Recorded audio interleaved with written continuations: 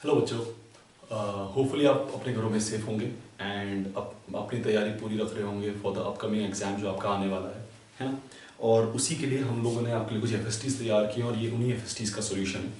मैं एफएसटी 9 का इनऑर्गेनिक का सॉल्यूशन इसमें करने वाला हूँ, ठीक है। तो एफएसटीज में एक चीज़ ध्यान रखिएगा, जब भी आप एफएसटीज को करें तो एफएसटीज में गलती होने की पूरी पॉसिबिलिटी होती है, बट ट्राई करें कि उन गलतियों को आगे चल के आप रिपीट ना करें, ठीक है।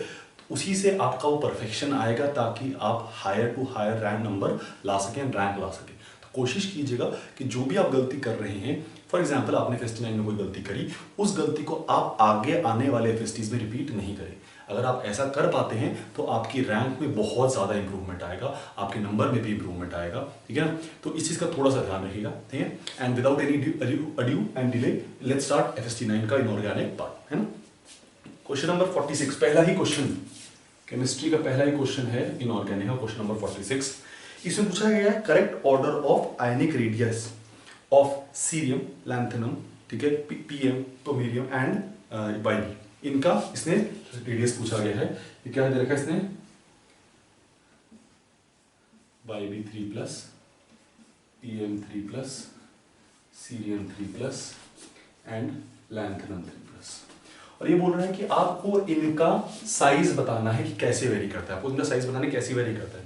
तो बेसिकली आपको ये पता है कि जब आप यूजुअली देखते हैं तो डाउन द ग्रुप साइज क्या करता है, डिक्रीज करता है, ठीक है। डाउन द ग्रुप साइज क्या करता है, डिक्रीज करता है। लेकिन यहाँ है ना, तो यहाँ पर भी वही केस है कि क्योंकि +3 चार्ज है तो डाउन द ग्रुप क्या करेगा, साइज डिक्रीज करेगा। सबसे ज्यादा किसका साइज होगा, लैंथेनम का, उसके बाद डाउन द ग्रुप क्या करता जाएगा, डिक्रीज करता जाएगा, सबसे ज्यादा लैंथेनम का साइज होगा। तो याद रखिए कि लैंथेनाइट्स में अक्रॉस द पीरियड जाने पे, ठीक है, अक्रॉस द पीरियड मतलब आप लैंथेनम से यूट्रिडियम या ल्यूटिडियम तक जा रहे हैं, ठीक है। तो लैंथेनाइट सीरीज में, ठीक है, अक्रॉस द पीरियड जाने पे, ठीक है, अक्रॉस द पीरियड जाने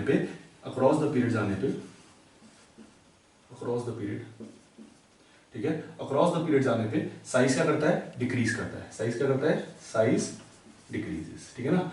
फ्रॉम लेफ्ट टू राइट जाने पे साइज क्या करता है, डिक्रीज करता है। तो इस चीज का ध्यान रखिएगा कि लेफ्ट टू राइट जाने पे साइज डिक्रीज करता है, व्हिच मींस लैंथेनम का साइज सबसे ज्यादा होगा और यूट्रिडियम का साइज सबसे कम होगा। इस चीज का थोड़ा सा ध्यान रखिएगा, ठीक है।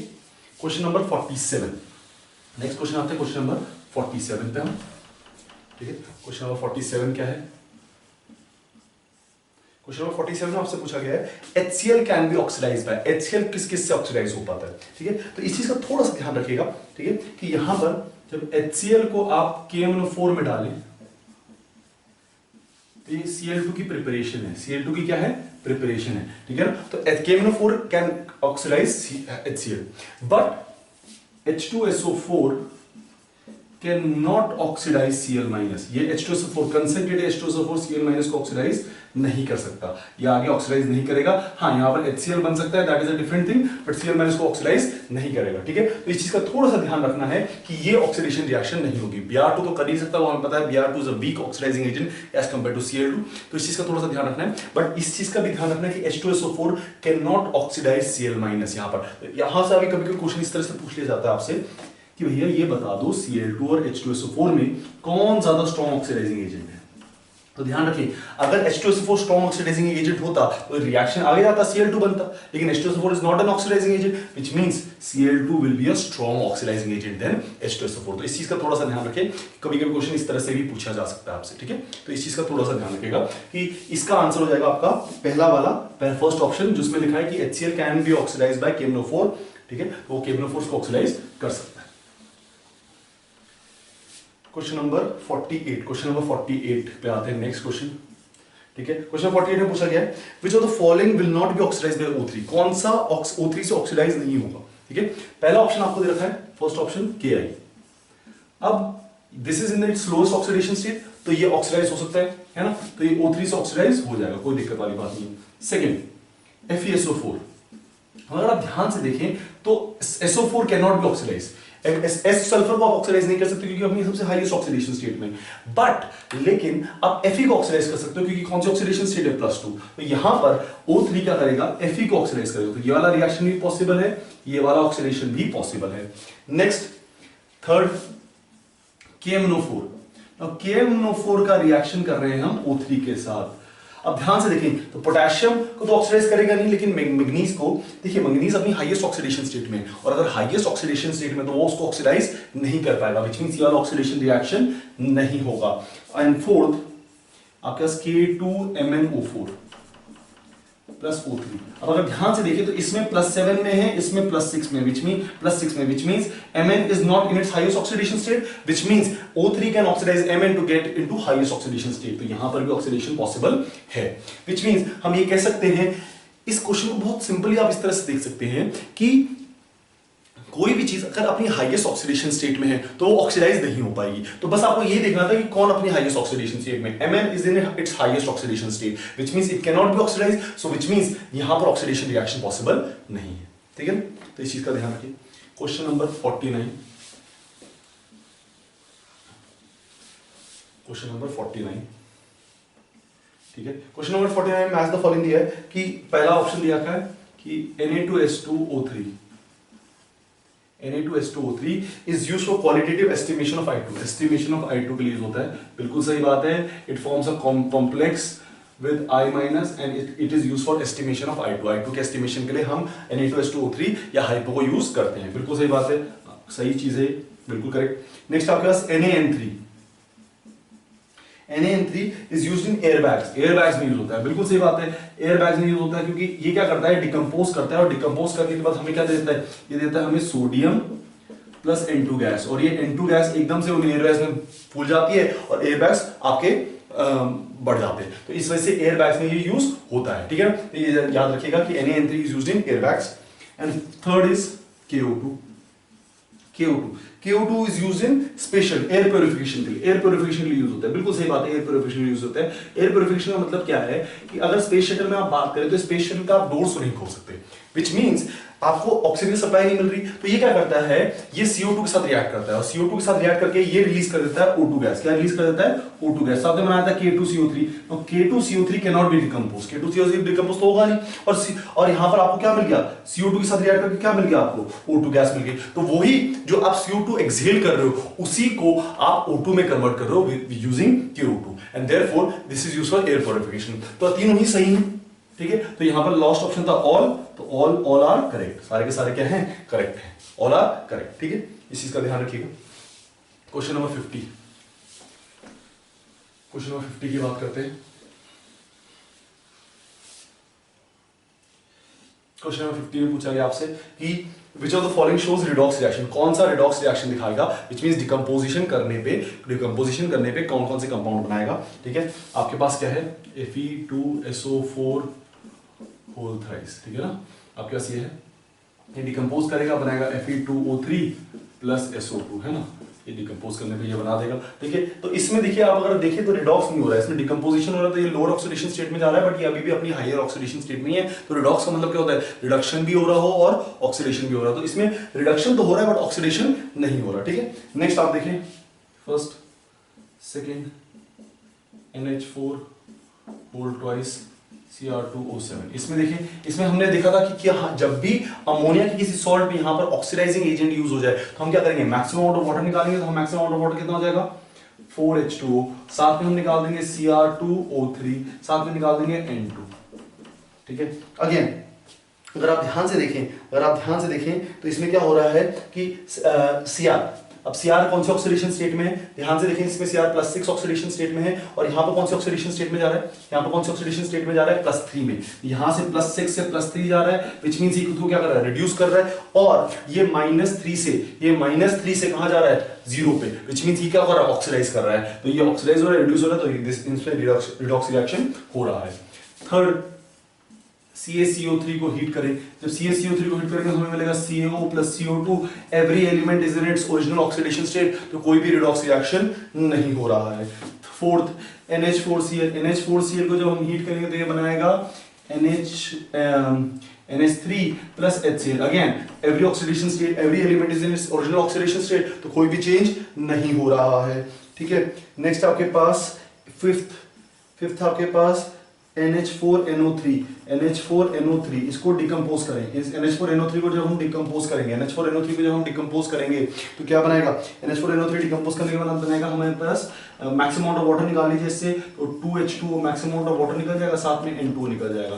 ध्यान से देखें तो यहाँ पर अगर आप ध्यान से देखें तो नाइट्रोजन कौन सी ऑक्सीडेशन स्टेट में, NO3 माइनस, तो ये वाला नाइट्रोजन, ठीक है, ये वाला नाइट्रोजन हायर ऑक्सीडेशन स्टेट में तो रिड्यूस कर गया, और ये वाला नाइट्रोजन लोअर ऑक्सीडेशन में स्टेट में तो ऑक्सीडाइज कर गया, तो इसमें रिडॉक्स रिएक्शन पॉसिबल है। ठीक है, ये वाला NO3 माइनस में कौन सी ऑक्सीडेशन स्टेट में होता है ना, तो NO3 माइनस से ये रिड्यूस कर गया और N-3 वाला ऑक्सीडेशन स्टेट वाला ऑक्सीडाइज कर गया, तो ये भी सही है, फिफ्थ रिएक्शन भी सही है। नेक्स्ट आपके पास LiNO3, ठीक है, सिक्स्थ रिएक्शन है आपके पास LiNO3, लिथियम नाइट्रेट क्या करेगा, लिथियम नाइट्रेट जब डिकम्पोज करेगा तो आपको देगा lithium oxide plus NO2 gas, lithium oxide plus NO2 gas. अब इसमें आप देखें कि इसमें क्या ऑक्सीडेशन स्टेट चेंज हो रही है कि नहीं हो रही है, तो अगर आप ध्यान से देखें तो इसमें आप देखिए रिडॉक्स रिएक्शन, ठीक है, साथ में आपको यहाँ पे क्या मिल जाता है O2, साथ में आपको क्या मिल जाता है O2। तो अब ध्यान से देखो नाइट्रोजन क्या कर रहा है, नाइट्रोजन अपनी हायर ऑक्सीडेशन स्टेट में तो वो लोअर ऑक्सीडेशन स्टेट में आ रहा है, बिल्कुल सही बात है, कोई दिक्कत वाली बात नहीं,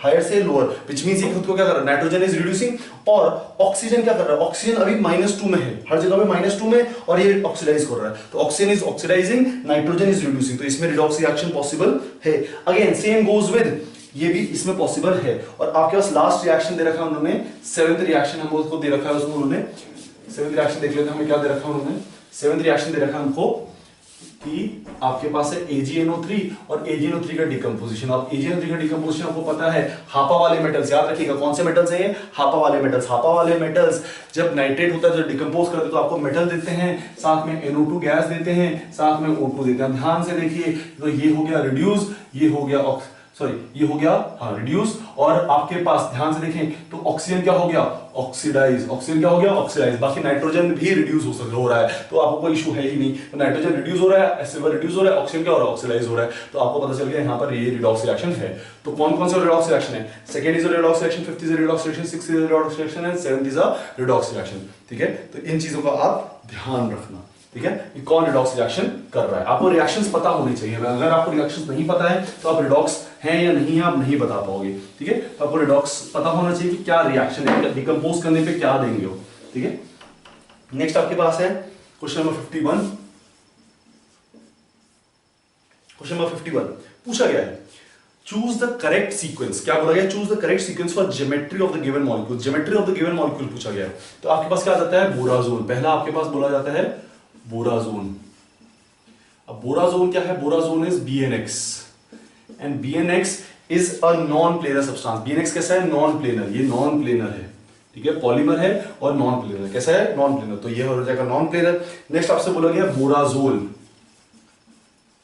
बोराजोल, इसको बेंजीन बोराजीन भी बोलते हैं कोई लोग, और कोई लोग बोराजोल भी बोलते हैं। तो क्या होता है, B3N3H6। अब सबको पता है ये क्या होता है, प्लेनर मॉलिक्यूल। कैसा होता है, प्लेनर मॉलिक्यूल, तो इसको आपको प्लेनर देखना है ना, प्लेनर मॉलिक्यूल। नेक्स्ट आपसे क्या बोला गया है, B3O6 3 माइनस। अगर इसका स्ट्रक्चर नहीं पता तो स्ट्रक्चर आप देख लीजिए, इसका स्ट्रक्चर कैसा होगा, इसका स्ट्रक्चर कुछ इस तरह से होगा,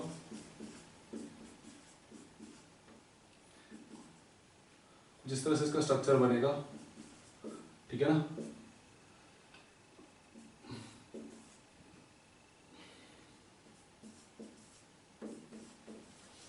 ठीक है ना, अब आप ध्यान से देखिए तो बोरोन इज sp2 हाइब्रिडाइज, और sp2 हाइब्रिडाइज मतलब प्लेनर मॉलिक्यूल, तो ये भी क्या होगा, प्लेनर ही होगा। नेक्स्ट आपके पास क्या है, Al2Cl6। अब Al2Cl6 का स्ट्रक्चर अगर आप ध्यान से देखिए, Al2Cl6 का स्ट्रक्चर कैसा होता है,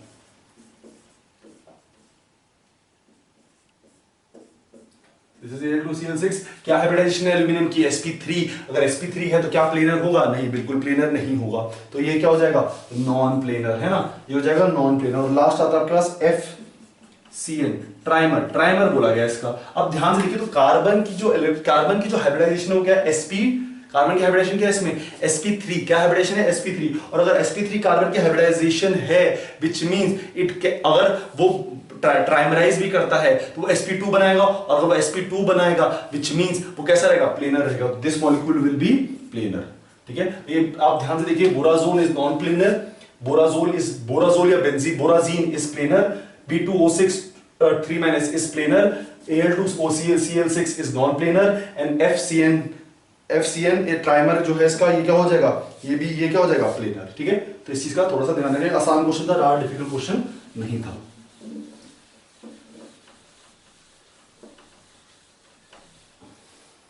ठीक है, क्वेश्चन नंबर 52 की बात करेंगे। क्वेश्चन नंबर 52 की बात करेंगे नेक्स्ट हम। क्वेश्चन नंबर 52 में बोला गया product of oxidation of I- की oxidation with MnO4- alkaline medium. तो ये बोल रहा है कि जब आप I- को अल्कलाइन मीडियम MnO4- में डालते हो, अल्कलाइन मीडियम में रख रहे हैं, तो क्या बनाएगा प्रोडक्ट। अब ध्यान रखिए कि अल्कलाइन मीडियम में MnO4- is a very strong oxidising agent. कैसा ऑक्सीडाइजिंग एजेंट है, वेरी स्ट्रॉन्ग। और अगर वेरी स्ट्रॉन्ग ऑक्सीडाइजिंग एजेंट है तो इसकी stable oxidation state that is IO3- यानी +5 ऑक्सीडेशन स्टेट में इसको ले जाएगा। तो I2- नहीं बनाएगा, लेकिन इसको हायर ऑक्सीडेशन स्टेट में जाएगा। ठीक है, तो किसमें ले जाएगा, IO3-। तो याद रखिएगा अल्कलाइन मीडियम में, क्योंकि MnO4 is a very strong oxidising agent. ठीक है, तो ये कहां जाता है, IO3- में ले जाता है। क्वेश्चन नंबर 53 की बात करते हैं। ठीक है, क्वेश्चन नंबर 53 में आपसे पूछा गया है कि aqua regia reacts with platinum to yield. अब एक्वा रीजिया क्या होता है ये आपको पता होना चाहिए। दैट इज 3 HCl और HNO3 का मिक्सचर है इन 3:1 रेशियो। 3:1 रेशियो में HCl और HNO3 का मिक्सचर है। It reacts with PT, platinum के साथ रिएक्ट करेगा। तो प्लैटिनम के साथ रिएक्ट करने पे बनाता है PTCl6। ठीक है, ये बनाता है PTCl6 2-। PTCl6 2-। ठीक है, PTCl6 2- बनाता है, विच मींस ये बनाएगा H2PTCl6। साथ में गैस रिलीज होती है, कौन सी गैस रिलीज होती है, NO गैस। ठीक है, तो NO इज रिलीज, साथ में क्या बनाता है, P2PTCl6 H2PTCl6। तो आपको बस सिंपल सा आंसर बताना था। ठीक है, NCERT की लाइन भी है और बाकी आपको रिएक्शन पता होना चाहिए कि PT अब क्या होगा, ये ऑक्सीडाइज करेगा, उसको हायर ऑक्सीडेशन स्टेट में भेजेगा, साथ में क्लोरीन लग जाएगा। और क्योंकि HNO3 is used in dilute amount, तो dilute HNO3 when it reacts with PT, which is a non-reactive metal, releases gas CO। याद करो रिएक्शन, कॉपर का रिएक्शन जब डाइल्यूट HNO3 के साथ होता है तो डाइल्यूट HNO3 के साथ कॉपर क्या बनाता है, कॉपर नाइट्रेट, साथ में क्या बनाता है, वो NO गैस रिलीज करता है। तो यहां पर भी वही चीज हो रही है, ठीक है। क्वेश्चन नंबर 54 की बात करेंगे। क्वेश्चन नंबर 54 की बात करेंगे हम। ठीक है, क्वेश्चन नंबर 54 में आपसे बोला गया है कि Mg इज ऑब्टेन। Mg कैसे ऑब्टेन किया जाता है, तो इलेक्ट्रोलिसिस ऑफ एक्वस MgCl2। क्या एक्वस MgCl2 को यूज करते हैं। Second, electrolysis of aqueous solution of MgCl2 taking cathode Hg। अब याद रखिए Hg कब यूज करते हैं हम, ये हम तब यूज करते हैं जब हमें NaOH बनाना होता है, हम अभी यूज नहीं करते। ठीक है, इलेक्ट्रोलिसिस ऑफ मोल्टन, भी ये सही चीज है कि हम मोल्टन स्टेट में MgCl2 लेते हैं। हम पानी का कोई भी इंटरफेरेंस नहीं लेते इसमें, हम किस स्टेट में लेते हैं, मोल्टन स्टेट में। तो हम उसी को मेल्ट करते हैं और उसी को यूज करते हैं। इसमें कोई इलेक्ट्रोड डिफरेंट नहीं है, नॉर्मल इलेक्ट्रोड यूज हो रहे हैं। बस मोल्टन स्टेट में क्या यूज कर रहे हैं, इलेक्ट्रोलाइट क्या, मोल्टन स्टेट में MgCl2। क्वेश्चन नंबर 55 की बात करते हैं, है ना। थ्योरेटिकल क्वेश्चन था, ऊपर वाला थ्योरेटिकल क्वेश्चन, ज्यादा कॉम्प्लिकेटेड क्वेश्चन। नाउ इसमें क्वेश्चन पूछेगा when ZnS and PbS minerals are present together then NaCN is added to separate them in concentrated process because। अब यहां पर आपको दो टर्म्स याद रखनी पड़ेंगे। एक याद रखना पड़ेगा डिप्रेसेंट्स और एक याद रखना पड़ेगा एक्टिवेटर्स। और ये दोनों ही टर्म हमने पढ़े थे, कहां पढ़े थे हमने, ये दोनों ही टर्म हमने पढ़े थे फ्रॉथ फ्लोटेशन मेथड में।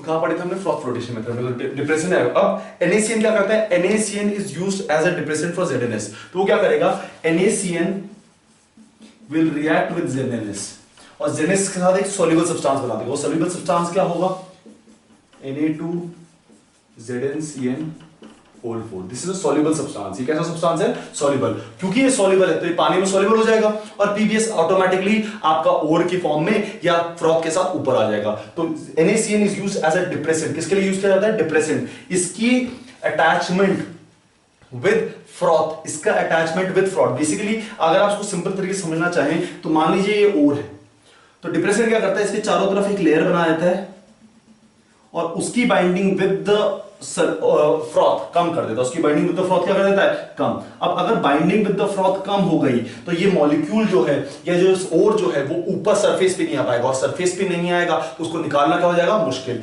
जबकि एक्टिवेटर क्या करता है, एक्टिवेटर अगेन इसके चारों तरफ एक लेयर बनाता है और बाइंडिंग विद द फ्रॉथ अच्छी कर देता है, तो उसकी वजह से ये कहां जाता है, सरफेस पे आ जाता है और सरफेस से हम उसको हटा देते हैं। तो डिप्रेशन का बस उल्टा काम होता है। तो यहीं पर वही कर रहा है कि डिप्रेशन सॉल्युबल कर दे रहा है। अगर सॉल्युबल कर दिया तो वो सरफेस पे नहीं आ पाएगा, सरफेस पे नहीं आ पाएगा व्हिच मींस हम उसको सेपरेट नहीं कर पाएंगे, है ना। तो इट एक्ट्स एज डिप्रेशन। कैसे एक्ट कर रहा है, एज डिप्रेशन।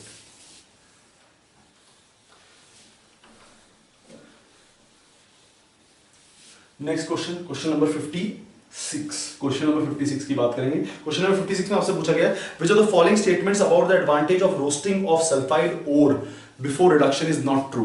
कौन सा method for roasting of sulphide ore is not true. अब सल्फाइड ओर की रोस्टिंग से बनता क्या है, पहले तो आपको यह पता होना चाहिए कि जब भी हम सल्फाइड ओर की रोस्टिंग करते हैं, सल्फाइड ओर की रोस्टिंग करते हैं, ठीक है, तो हम बनाते हैं सल्फाइड ओर की रोस्टिंग करने के बाद हम बनाते हैं ऑक्साइड ओर। क्या बनाते हैं हम, ऑक्साइड ओर, ठीक है। ये चीज बताओ जी, सल्फाइड ओर की रोस्टिंग से हमें क्या मिलता है, ऑक्साइड ओर।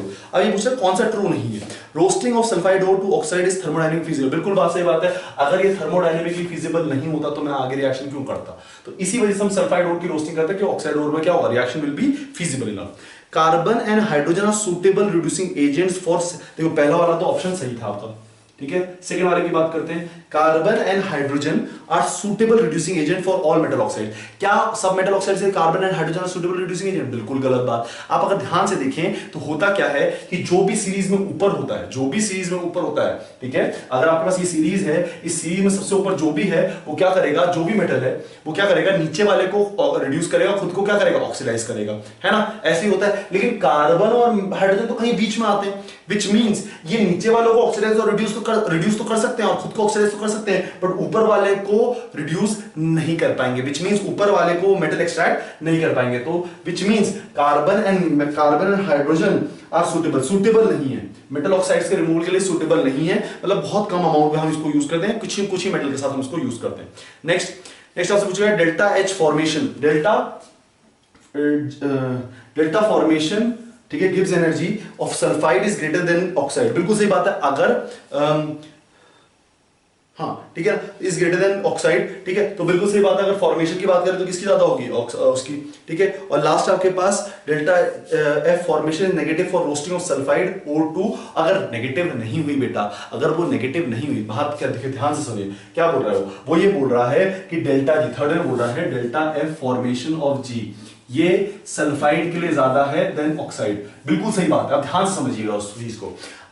ज्यादा का मतलब क्या है, ज्यादा का मतलब है पॉजिटिव है, और अगर पॉजिटिव है विच मींस रिएक्शन इस साइड, अगर डेल्टा एस फॉर्मेशन पॉजिटिव है विच मींस रिएक्शन पॉजिटिव की तरफ जाएगा या नेगेटिव की तरफ जाना चाहिए। रिएक्शन हमेशा कहां जाता है, जब डेल्टा जी नेगेटिव रहता है वहां की तरफ जाता है, विच मींस तभी रिएक्शन फीजिबल होता है। तो ध्यान रखिए, अगर एस का फॉर्मेशन पॉजिटिव में है तो ऑक्साइड का फॉर्मेशन नेगेटिव में होगा कि नहीं होगा, और अगर नेगेटिव में होगा तो रिएक्शन कहां जाएगा, बैकवर्ड डायरेक्शन में जाएगा। और इसी पॉइंट को नेक्स्ट पॉइंट रिएटरेट करता है। कैसे रिएटरेट करता है उसको समझने की कोशिश करिएगा। वो बोलता है कि डेल्टा एफ, यही फोर्थ ऑप्शन क्या बोल रहा है कि डेल्टा एफ जी, ठीक है, formation is negative for roasting of sulphide. वो बोल रहा है कि इसके लिए फॉर्मेशन डेल्टा जी क्या है, नेगेटिव है। बिल्कुल सही बात है, अगर नेगेटिव नहीं रहा बेटा तो वो आगे रिएक्शन कैसे करेगा, आगे रिएक्शन कैसे जाएगा, तो हम सल्फाइड और बना ही नहीं पाएंगे। तो बिल्कुल सही बात कर रहा है वो, ठीक है। तो इसमें कौन सा सही गलत है, क्वेश्चन नंबर 2 ऑप्शन 2 जो कहता है carbon and hydrogen are suitable reducing agent, बिल्कुल गलत है। Carbon and hydrogen are not suitable reducing agent, ठीक है।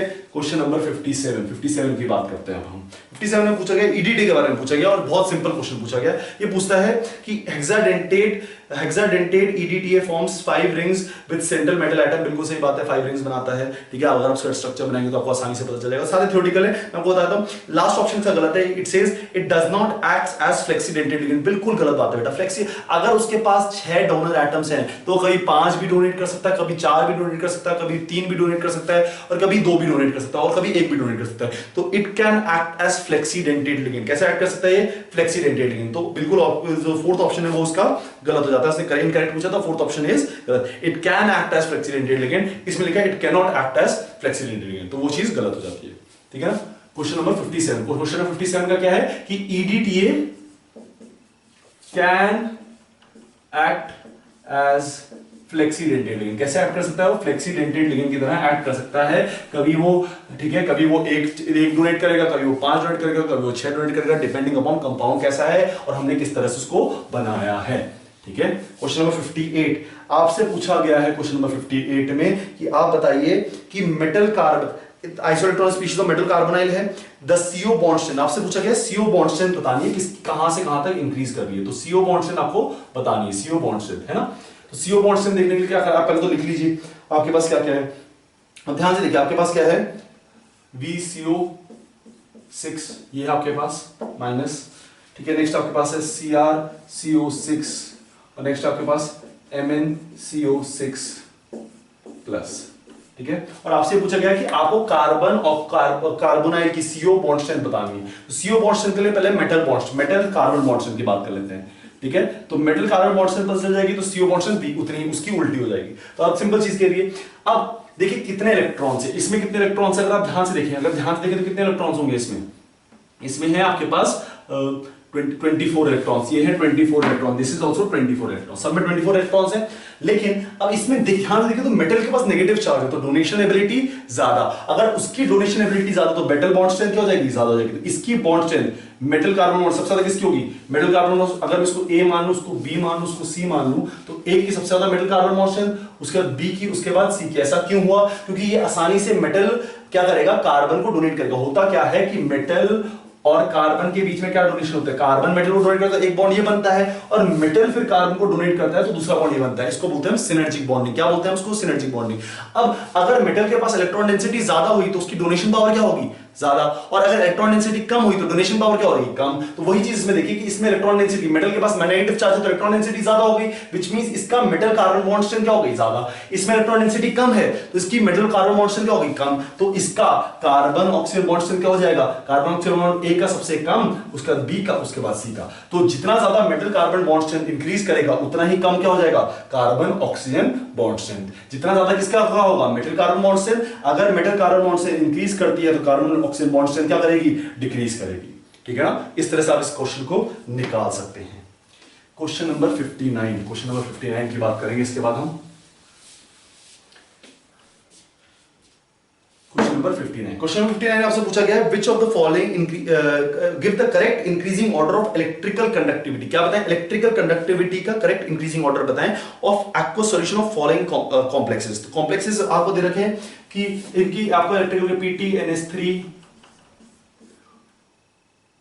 होल 6 Cl4, नेक्स्ट आपको दे रखा है Cr NH3 whole 6 Cl3, third दे रखा है आपको CO NH3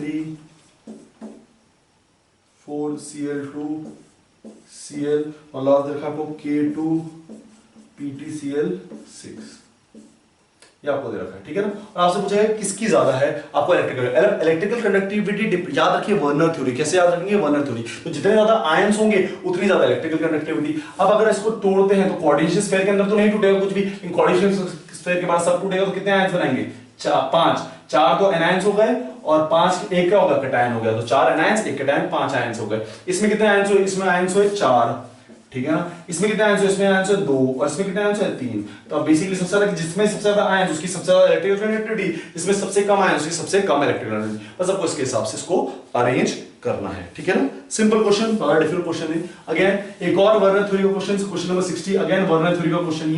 ठीक है, तो क्वेश्चन नंबर 60 में आपसे क्या पूछा है, देखिए क्वेश्चन नंबर 60 में आपसे पूछा गया है कि आपको निकालना है the two isomers X and Y with formula CrH2O5Cl Br2। आपका फॉर्मूला क्या है, CrH2O5Cl Br2, ये फॉर्मूला है। और इसके बेसिस पे आप दो कंपाउंड्स बना रहे हो X एंड Y। ठीक है, दो बना रहे हो, और इसमें पूछा गया है, ठीक है, वर्टिकल फ्रीजिंग पॉइंट आपका निकाला गया। It was found that 1 mole of X gave depression corresponding to 2 mole of particles.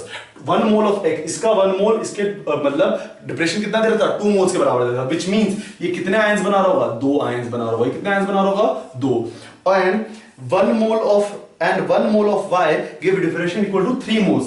3 moles मतलब कितने आयंस बना रहा होगा, 3 आयंस। सिंपल सा, ये कितने आयंस बना रहा होगा, 2 आयंस। ये कितना बना रहा है, 3 आयंस। बेसिकली इसमें आइवेंट ऑफ फैक्टर आपको निकालना है। ठीक है, तो 2 आयंस और 3 आयंस। अब अगर इसके 2 आयंस इसके 3 आयंस है तो उसके बेसिस पे आप इसका कंपाउंड बना सकते हो। आपको ऑप्शंस में से देखना है। तो पहला इसमें जो लास्ट ऑप्शन है वो बिल्कुल सही है, वो उसमें दे रखा है, आपको ऑप्शन दे रखा है CrH2O 4 Br2 Cl .H2O, ये आपको उसने X दे रखा है, और Y दे रखा है उसने CrH2O होल 5 Cl Br2। ध्यान से देखिए तो कितने आयंस है इसमें, कितने आयंस है इसमें, 2 आयंस बन रहे हैं, इसमें 3 आयंस बन रहे हैं। सिंपल क्वेश्चन, बहुत आसानी से ये हो सकता है। ठीक है, तो this is all about the inorganic part of FST 9। ठीक है ना, FST 9 का इनऑर्गेनिक पार्ट इतना ही था। ठीक है, बहुत आसान क्वेश्चन है बेटा, है ना, और आप बहुत आसानी से वो कर सकते हैं। बस आपको अपना बेसिक कॉन्सेप्ट ध्यान रखना है, और कोशिश कीजिए कि जो भी आपने इसमें गलती करी है, 15 क्वेश्चन थे, जो भी आपने गलती करी है उन गलतियों को दोबारा रिपीट नहीं करिए, क्योंकि जितने भी आप FST दे रहे हैं ना, हो पूरी पॉसिबिलिटी कि उनमें से ही कहीं ना कहीं से क्वेश्चन बन के आएगा, और अगर उन्हीं में से क्वेश्चन बन के आ रहा है तो बेस्ट पॉसिबल थिंग इज कि आप उन क्वेश्चंस के साथ थरो रहें। दूसरा चीज, आप उनमें जो गलती कर रहे हैं ना, उन गलतियों को दोबारा रिपीट नहीं करें, और जितनी कम गलतियां करेंगे ना, उतनी ही ऑटोमेटिकली आपके नंबर्स बढ़ते रहेंगे। ठीक है, तो इस चीज का आप ध्यान रखिएगा, एंड होपफुली आपका इनऑर्गेनिक पार्ट अच्छा होगा नेक्स्ट टाइम। ठीक है ना, ओके, थैंक यू। तो बढ़ते हैं अपने ऑर्गेनिक और फिजिकल के क्वेश्चंस की तरफ। सो क्वेश्चन स्टार्ट होता है 61 से, और ये प्रॉब्लम है ऑर्गेनिक केमिस्ट्री का। इसमें क्या है, प्रॉब्लम नंबर 61 देखेंगे सब। तो 61 में आपके पास बेंजीन गिवन है, और बेंजीन को nitrating mixture, what is nitrating mixture, H2SO4 and HNO3 solution. So HNO3 solution के साथ इन्होंने ट्रीट किया गया है। तो क्या होता है, याद रखिए, जब भी आप नाइट्रेटिंग मिक्सचर के साथ बेंजीन को ट्रीट करते हो तो वो क्या करता है, एक NO2 ग्रुप को ऐड कर देता है। तो हमारे पास क्या है, बेंजीन है,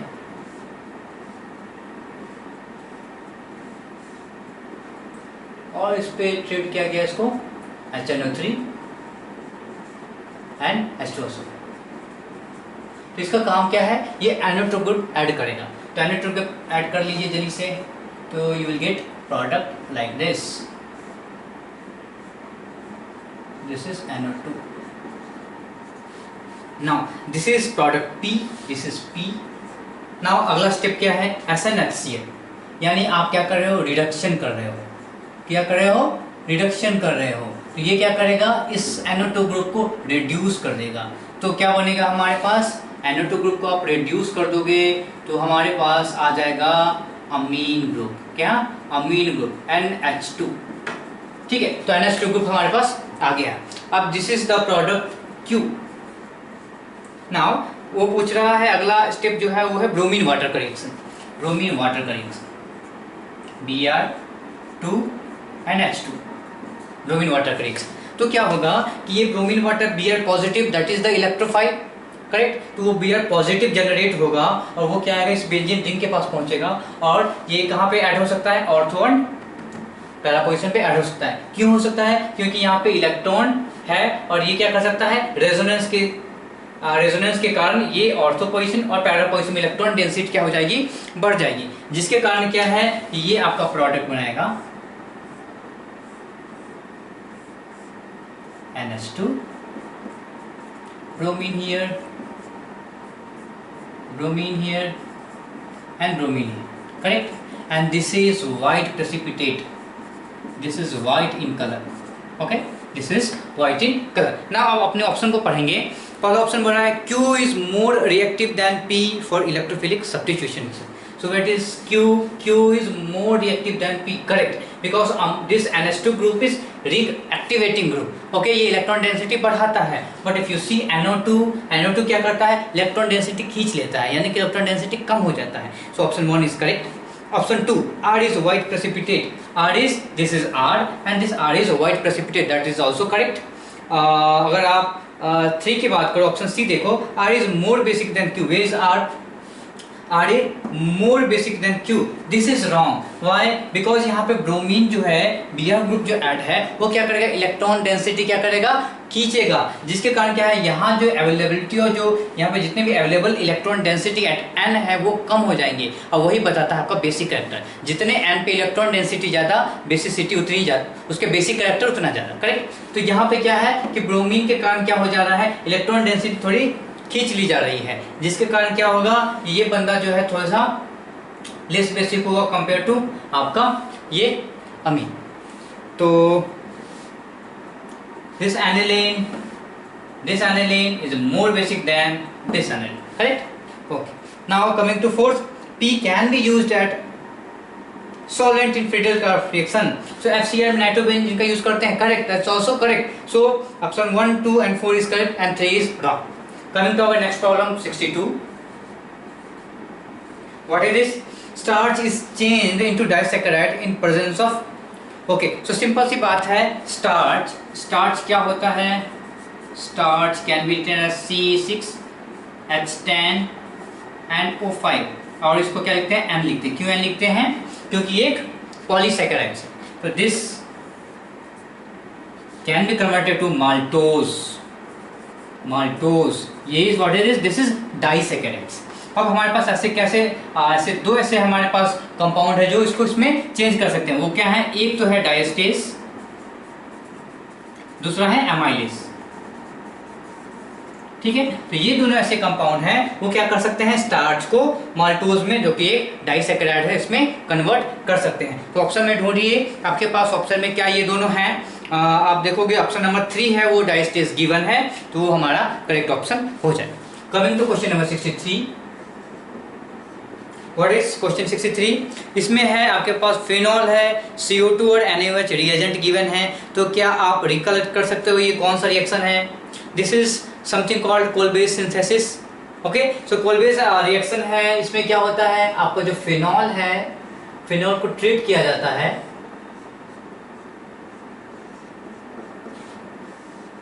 CO2 and NaOH। Okay, now अब इसको इससे करने के बाद आप इसको दूसरा स्टेप क्या होता है? H+ करते हैं। तो जनरली आप अगर इसको आपके रिएक्शन मैकेनिज्म हम लोग नहीं जाएंगे, ये क्या होता है? ये सिंपल सा यहाँ पे ऑर्थो पोजीशन पे COOH ग्रुप को ऐड करता है। तो ये आप ऑर्थो पोजीशन पे COOH ग्रुप को ऐड कर दीजिए।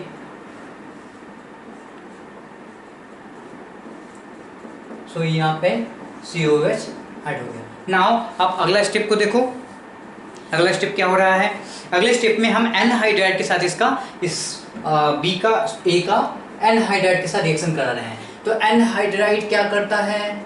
What is anhydride? We have been given AC2O, correct? So anhydride क्या करेगा? Anhydride nothing but acid. So यहाँ पे एक तरह से ये भी समझ सकते हो आप, एसिटिक एसिड गिवन है, वो क्या करेगा? अल्कोहल के साथ सिंपल सा रिएक्शन करेगा। तो अल्कोहल ग्रुप हमारे पास OH है, तो क्या होगा? OH, क्या याद है आपको? Esterification reaction, this is something like this. So O then C double bond O CH3, this came from आपका एनहाइड्राइड एंड ये हमारा हमने अभी अभी बना रखा था। सो this is your product, this is your product. कैसे हुआ? आप जब कोलबेस सिंथेसिस किया तो आपने क्या किया? COH ग्रुप को ऐड किया वहां पे, क्या पे? ऑर्थो पोजीशन पे। अब आपके पास क्या है? This is salicylic acid. Now salicylic acid का को ट्रीट किया आपने एनहाइड्राइड के साथ, तो क्या होगा कि जो OH ग्रुप है H will be replaced by this ion, correct? तो ये आयन यहाँ पे आके ऐड हो जाएगा। सो आप सर्च कीजिए आपके अगर आप ऑप्शन नंबर 2 देखें तो ये हमारा करेक्ट ऑप्शन होता है। Now coming to 64। What is 64? आपके पास क्या है? COCl है और इसको आप क्या कर सकते हैं? H2 और PD के साथ इसका रिएक्शन करवा रहे हैं। तो this is called something called Rosenmund reduction. Okay, हम रिड्यूस कर रहे हैं COCl को। और जो H2PD है उसका क्या नाम है? That is called Lindlar's catalyst. So we have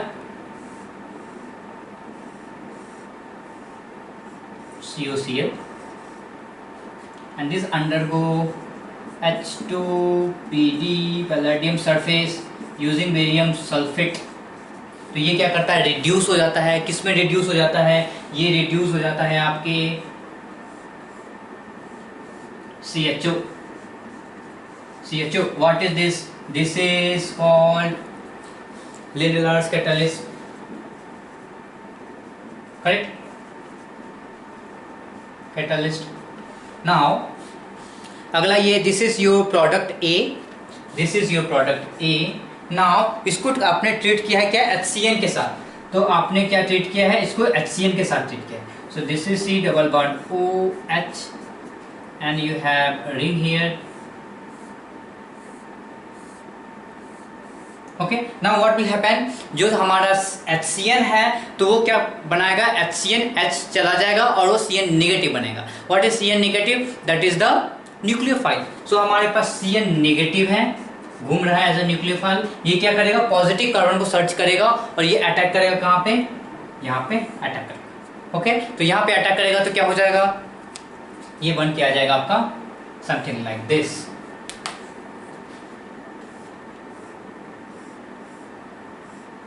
ठीक है, ये ऐड है यहाँ पे CO नेगेटिव, आपने हाइड्रोलाइज किया तो यहाँ पे H हो जाएगा, जुड़ जाएगा, एंड दिस इज CN।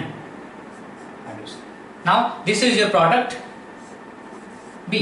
अब क्या करना है, दिस इज वेरी सिंपल। आपने क्या किया, पहला क्या है, रिडक्शन करवाया, रिडक्शन करने के बाद ये बदल गया आपका CHO ग्रुप में। अब CHO ग्रुप के साथ आपने HCN क्या कर रहा है, यहाँ पे जो साइनाइड आयन है वो आपका काम करेगा किसके रूप में, न्यूक्लियोफाइल के रूप में। उसको चाहिए पॉजिटिव सेंटर, तो वो क्या करेगा, पॉजिटिव कार्बन की तरफ जाएगा और ये यहाँ पे अटैक करके एडिशन करेगा। तो ये आपका बन गया ये साइनोहाइड्रिन। अब साइनोहाइड्रिन को आप क्या करवा रहे हो, आप इसको हाइड्रोलाइज करा रहे हो। तो हाइड्रोलाइसिस करा रहे हो तो क्या होगा,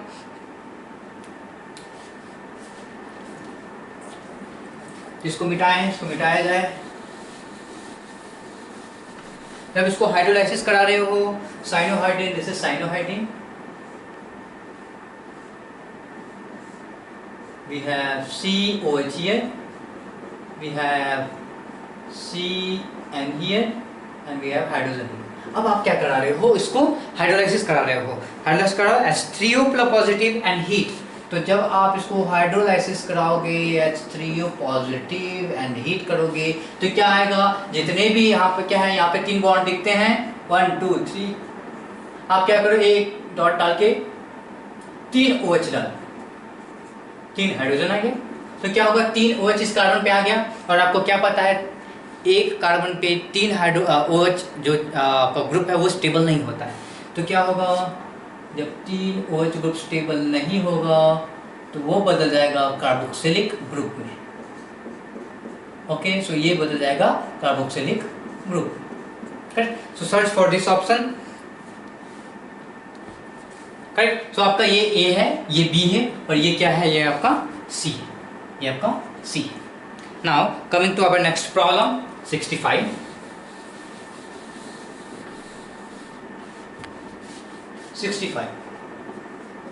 65 में क्या है, एक ग्रुप, एक मॉलिक्यूल गिवन है, this is ketone group, this is your ester group, then this is your COCl group and this is your CHO। now ये पूछ रहा है कि find out the reactivity order with lithium aluminium hydride. आपको पता है कि लिथियम एल्यूमिनियम हाइड्राइड क्या करता है, सबको रिड्यूस कर देता है। क्या करेगा, इसको सबको रिड्यूस करता है, इवन वो कार्बोक्सिलिक एसिड को भी रिड्यूस करता है। पर आपको क्या यहाँ पता करना है, ऑर्डर पता करना है। अगर आप सबका नाम दे दो, ABCD डाल दें, तो this is given as C, this is given as B, this is D and sorry this is D and this is A। Now आपको पता है कि ये जो कंपाउंड होता है वो सबसे ज़्यादा रिएक्टिव होता है, यानी कि COCl क्या करेगा, आप LiAlH4 डालो तो ये बंदा सबसे पहले रिड्यूस हो जाएगा। तो क्या होगा, B सबसे आगे निकलना है, तो B सबसे पहले रिड्यूस हो जाएगा। अब आप कीटोन और इसकी एल्डिहाइड की बात करो तो आपको पता है, द मोमेंट आप अपने केमिस्ट्री NCERT टेक्स्ट बुक के पास जाओ, ये बताएगा कि aldehydes are more reactive than ketone. Correct, तो वो इसमें रिडक्शन में भी क्या बन रहा है, ये CHO वो आगे निकलेगा, तो ये क्या आ जाएगा, C आगे निकल जाएगा। उसके बाद क्या है, कीटोन आना ही है, कीटोन आ जाएगा। उसके बाद A सबसे आगे, यानी कि एस्टर जो होता है वो सबसे पीछे चला जाता है। क्यों, क्योंकि आप देख रहे हो रेजोनेंस होता है तो कार्बन का जो पॉजिटिव नेचर होता है वो थोड़ा सा कम हो जाता है रेजोनेंस के कारण। तो ये बंदा सबसे पीछे चला गया, यानी कि A आपका पीछे चला गया। तो ये हमारा रिएक्टिविटी ऑर्डर हो जाएगा इस कार्बोनिल कंपाउंड्स का। Now coming to next question, that is 66। 66 क्या है, इन विक्टर मेयर्स टेस्ट। तो अगर आप विक्टर मेयर टेस्ट की बात कर रहे हो, प्रॉब्लम नंबर 66, ठीक है। तो इसमें क्या है, आपको ये पता होना चाहिए कि जो आपका प्राइमरी अल्कोहल होता है, primary alcohol that gives you red colour. Okay,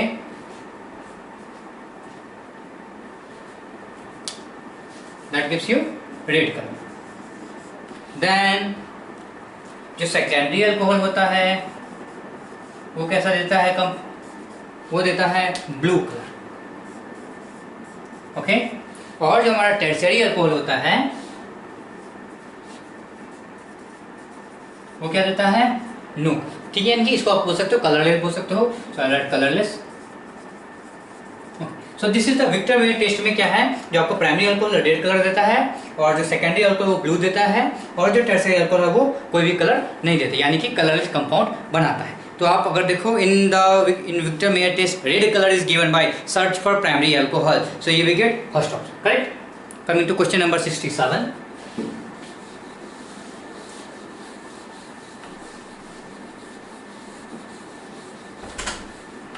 so question 67 क्या है, you have benzene,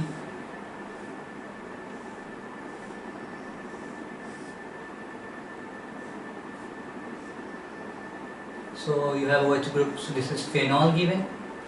Now we have CHCl3 and NaOH. Okay, so ये है। अब आपको पता होना चाहिए कि जैसे ही ये दिखे आपको समझ आने कि एक यहाँ पे बहुत ही इम्पोर्टेंट इलेक्ट्रोफाइल निकल के आने वाला है। ये जो इलेक्ट्रोफाइल होता है क्या होता है, this is called which electrophile, if you see in textbook it is given, ठीक है, जिसको कार्बीन, करेक्ट। तो कार्बीन जो आपका इलेक्ट्रोफाइल होता है, क्यों ये बहुत ही इंपॉर्टेंट क्यों है, क्योंकि आपको दो डॉट दिखते हैं, यानी इलेक्ट्रॉन दिख रहा होता है फिर भी इलेक्ट्रॉन चाहिए होता है, correct. That's why this is very important electrophile. तो इलेक्ट्रोफाइल जनरेट होता है और वो कहाँ पे अटैक करता है, इसके ऑर्थो एंड पैरा पोजीशन पे अटैक करता है। क्यों, क्योंकि ये क्या है, रेजोनेंस के कारण क्या है, इसका ऑर्थो एंड जो पैरा पोजीशन है वो क्या है, एक्टिवेटेड पार्ट होता है। तो इसका प्रोडक्ट कैसा बनेगा, both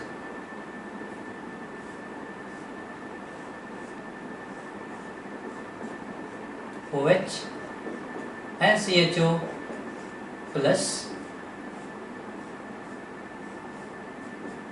OH and CH।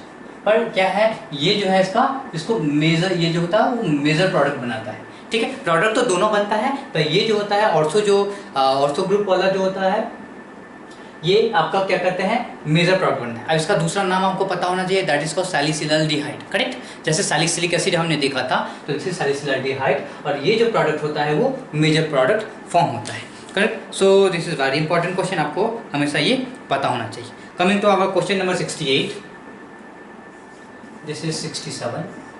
Coming to question number 68। 68 क्या है, आपके पास बॉइलिंग पॉइंट गिवन है, सिंपल अल्कीन है, फिर एल्डिहाइड है, फिर ईथर है ना अल्कोहल। याद रखिए अल्कोहल क्या करेगा, इन तीनों में सबसे ज़्यादा हाइड्रोजन बॉन्ड बनाएगा, ऑक्सीजन से 2 और हाइड्रोजन से 1, तो टोटल 3 बनाएंगे। सिंस क्या है, सबके नंबर ऑफ कार्बन क्या है, सेम है क्या, हाँ सबके नंबर ऑफ कार्बन सेम है, तो अल्कोहल सबसे ज़्यादा उसका बॉइलिंग पॉइंट होगा। 3 हाइड्रोजन बॉन्ड, सो अट्रैक्टिव फोर्स 2 मॉलिक्यूल के भी सबसे ज़्यादा, इसीलिए वो क्या करेगा, उसका जो बॉइलिंग पॉइंट सबसे ज़्यादा। फिर जो आपका अल्कोहल पार्ट है, late us right alcohol part, so this is the alcohol part, okay. तो इसका जो बॉइलिंग पॉइंट है वो सबसे ज़्यादा होना चाहिए। फिर क्या देखें, एक हमें दिया है अल्कीन, सिंपल अल्केन दिया है, तो अल्केन क्या है, अल्केन और दूसरा अल्केन मॉलिक्यूल के बीच में कोई फोर्स ऑफ अट्रैक्शन हो नहीं सकता, ओनली जो वीक फोर्स दैट इज वंडरबल हो सकता है वही है, वो बहुत ही ज़्यादा वीक है। तो आप बोलोगे कि जो अल्केन का जो बॉइलिंग पॉइंट होगा वो सबसे कम होगा, करेक्ट। अब इन दोनों के बीच में हमारे पास ईथर और एल्डिहाइड है, तो एल्डिहाइड और ईथर के भी बात करें तो दोनों के बीच एक्सटेंट ऑफ क्या है, हाइड्रोजन बॉन्डिंग तो सेम ही होगा, क्योंकि दोनों पास क्या ऑक्सीजन है और दोनों क्या कर सकता है, 2 ही बना सकता है। बट एल्डिहाइड क्या है, वो क्या कर सकता है, पोलार बन सकता है। एल्डिहाइड क्या बन सकता है, पोलार बन सकता है। तो आप क्या कर सकते हो, यहाँ पे जो एल्डिहाइड की बात करें, दिस इज हाइड्रोजन एल्डिहाइड, तो एल्डिहाइड पोलार बन सकता है। तो ये पोलैरिटी के कारण इसमें क्या है, पोलैरिटी के कारण इसका बॉइलिंग पॉइंट थोड़ा सा ज़्यादा हो जाएगा कंपेयर टू योर ये ईथर, करेक्ट। तो आप बात करो तो ये एल्केन जो है सबसे कम, then comes ether, then comes your aldehyde and then सबसे ऊपर हो जाएगा आपका alcohol, correct. So coming to question number 69। 69 में क्या है कि आपके पास गिवन ग्रुप है that is G and you are using alcoholic KOH. Alcoholic KOH.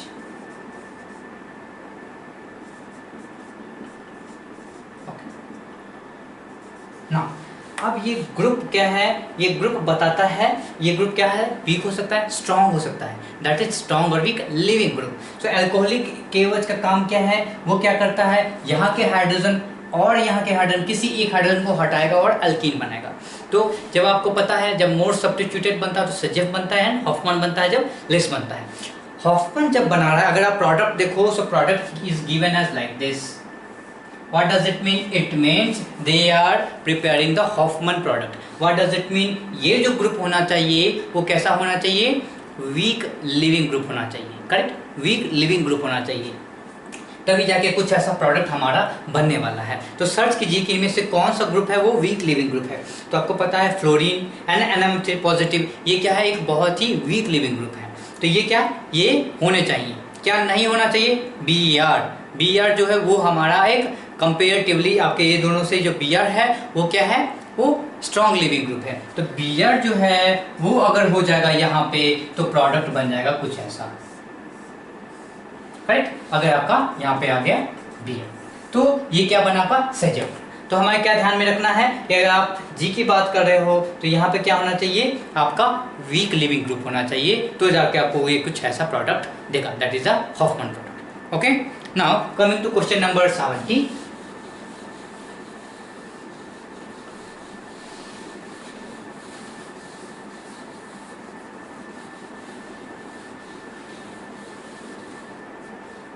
Question 70 क्या है आपके पास, C then CH3 then CH3 then CH3 and chlorine. Okay, now alcoholic KOH, heat and H2O. So simple सी बात है, जैसे ही alcoholic KOH आ गया वो क्या करता है, OET, लेट अस अज्यूम कि अल्कोहल, जिसमें अल्कोहल पार्ट क्या होगा, let us assume ethanol, correct. So जो आपका जो आयन बन के आएगा, what is this, that will be like OET, correct, negative charge. अब ये क्या करेगा, यहाँ पे आकर इस हाइड्रोजन को उठा ले जाएगा, करेक्ट, इस हाइड्रोजन को उठा ले जाएगा, तो क्या बनेगा 1 2 3 4 डॉट लाइक दिस, ये बॉन्ड ऐसे फॉर्म होगा और ये क्लोरीन बाहर की तरफ चला जाएगा। तो क्या है, this is called elimination, E2 reaction, elimination reaction. यानी कि क्या कर रहे हैं आप, एक ग्रुप, इस बंदे ने क्या किया, एक ग्रुप जो क्लोरीन जो था उसको बाहर की तरफ निकाल दिया, यानी एलिमिनेट कर दिया। So mechanism is E2, so this will form alkyne.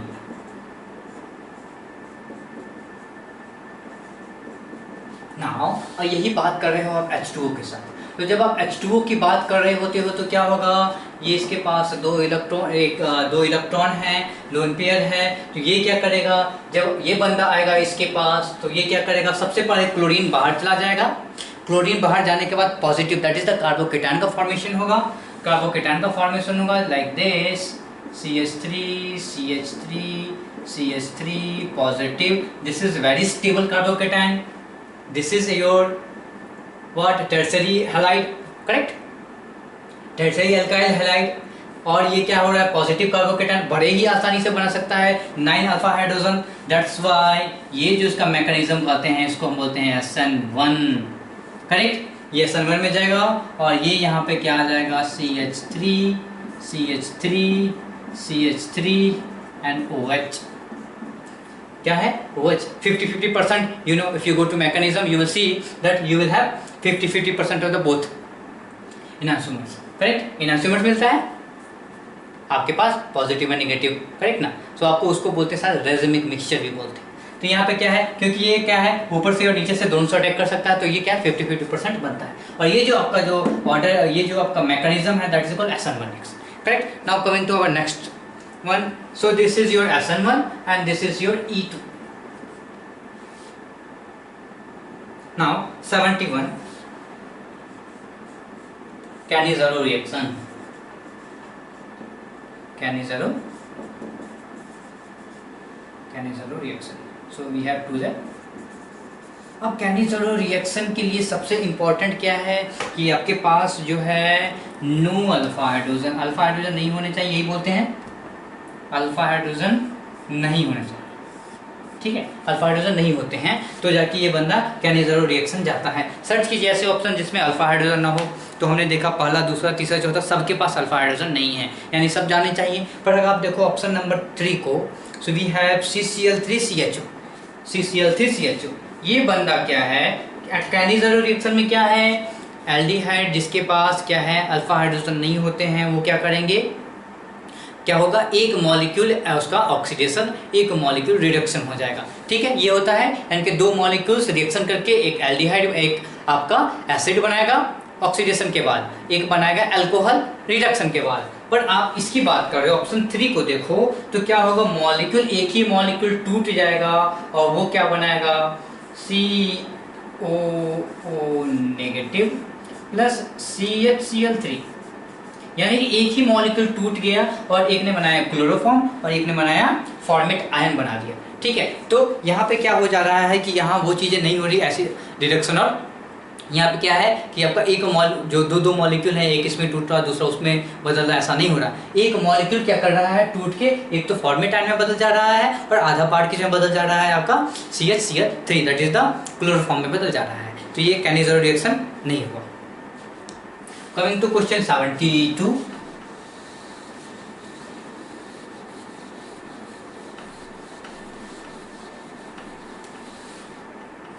So question number 72 अगर देखो क्या है, dilute NaOH heat, इससे पहले क्या है 72, right, 72 we have been given alcohol C, then COH, so this is your propanol, then PCC will convert this particular alcohol to aldehyde group। तो PCC क्या कर रहा है, इसको एल्डिहाइडिक फॉर्म में चेंज कर रहा है, यहाँ पे एल्डिहाइड बन गया तो ये this is CHO। Then what is, इसके बाद dilute NaOH and heat, always remember जैसे ही आपको K डाइल्यूट KOH हीट या डाइल्यूट OH निगेटिव हीट ऐसा गिवन हो और एल्डिहाइड हो तो वो कहाँ जाएगा, वो एल्डोहल कंडेंसेशन में जाएगा। सो ये बंदा जाने वाला है एल्डोहल कंडेंसेशन में। So we have CH3 CH2 CHO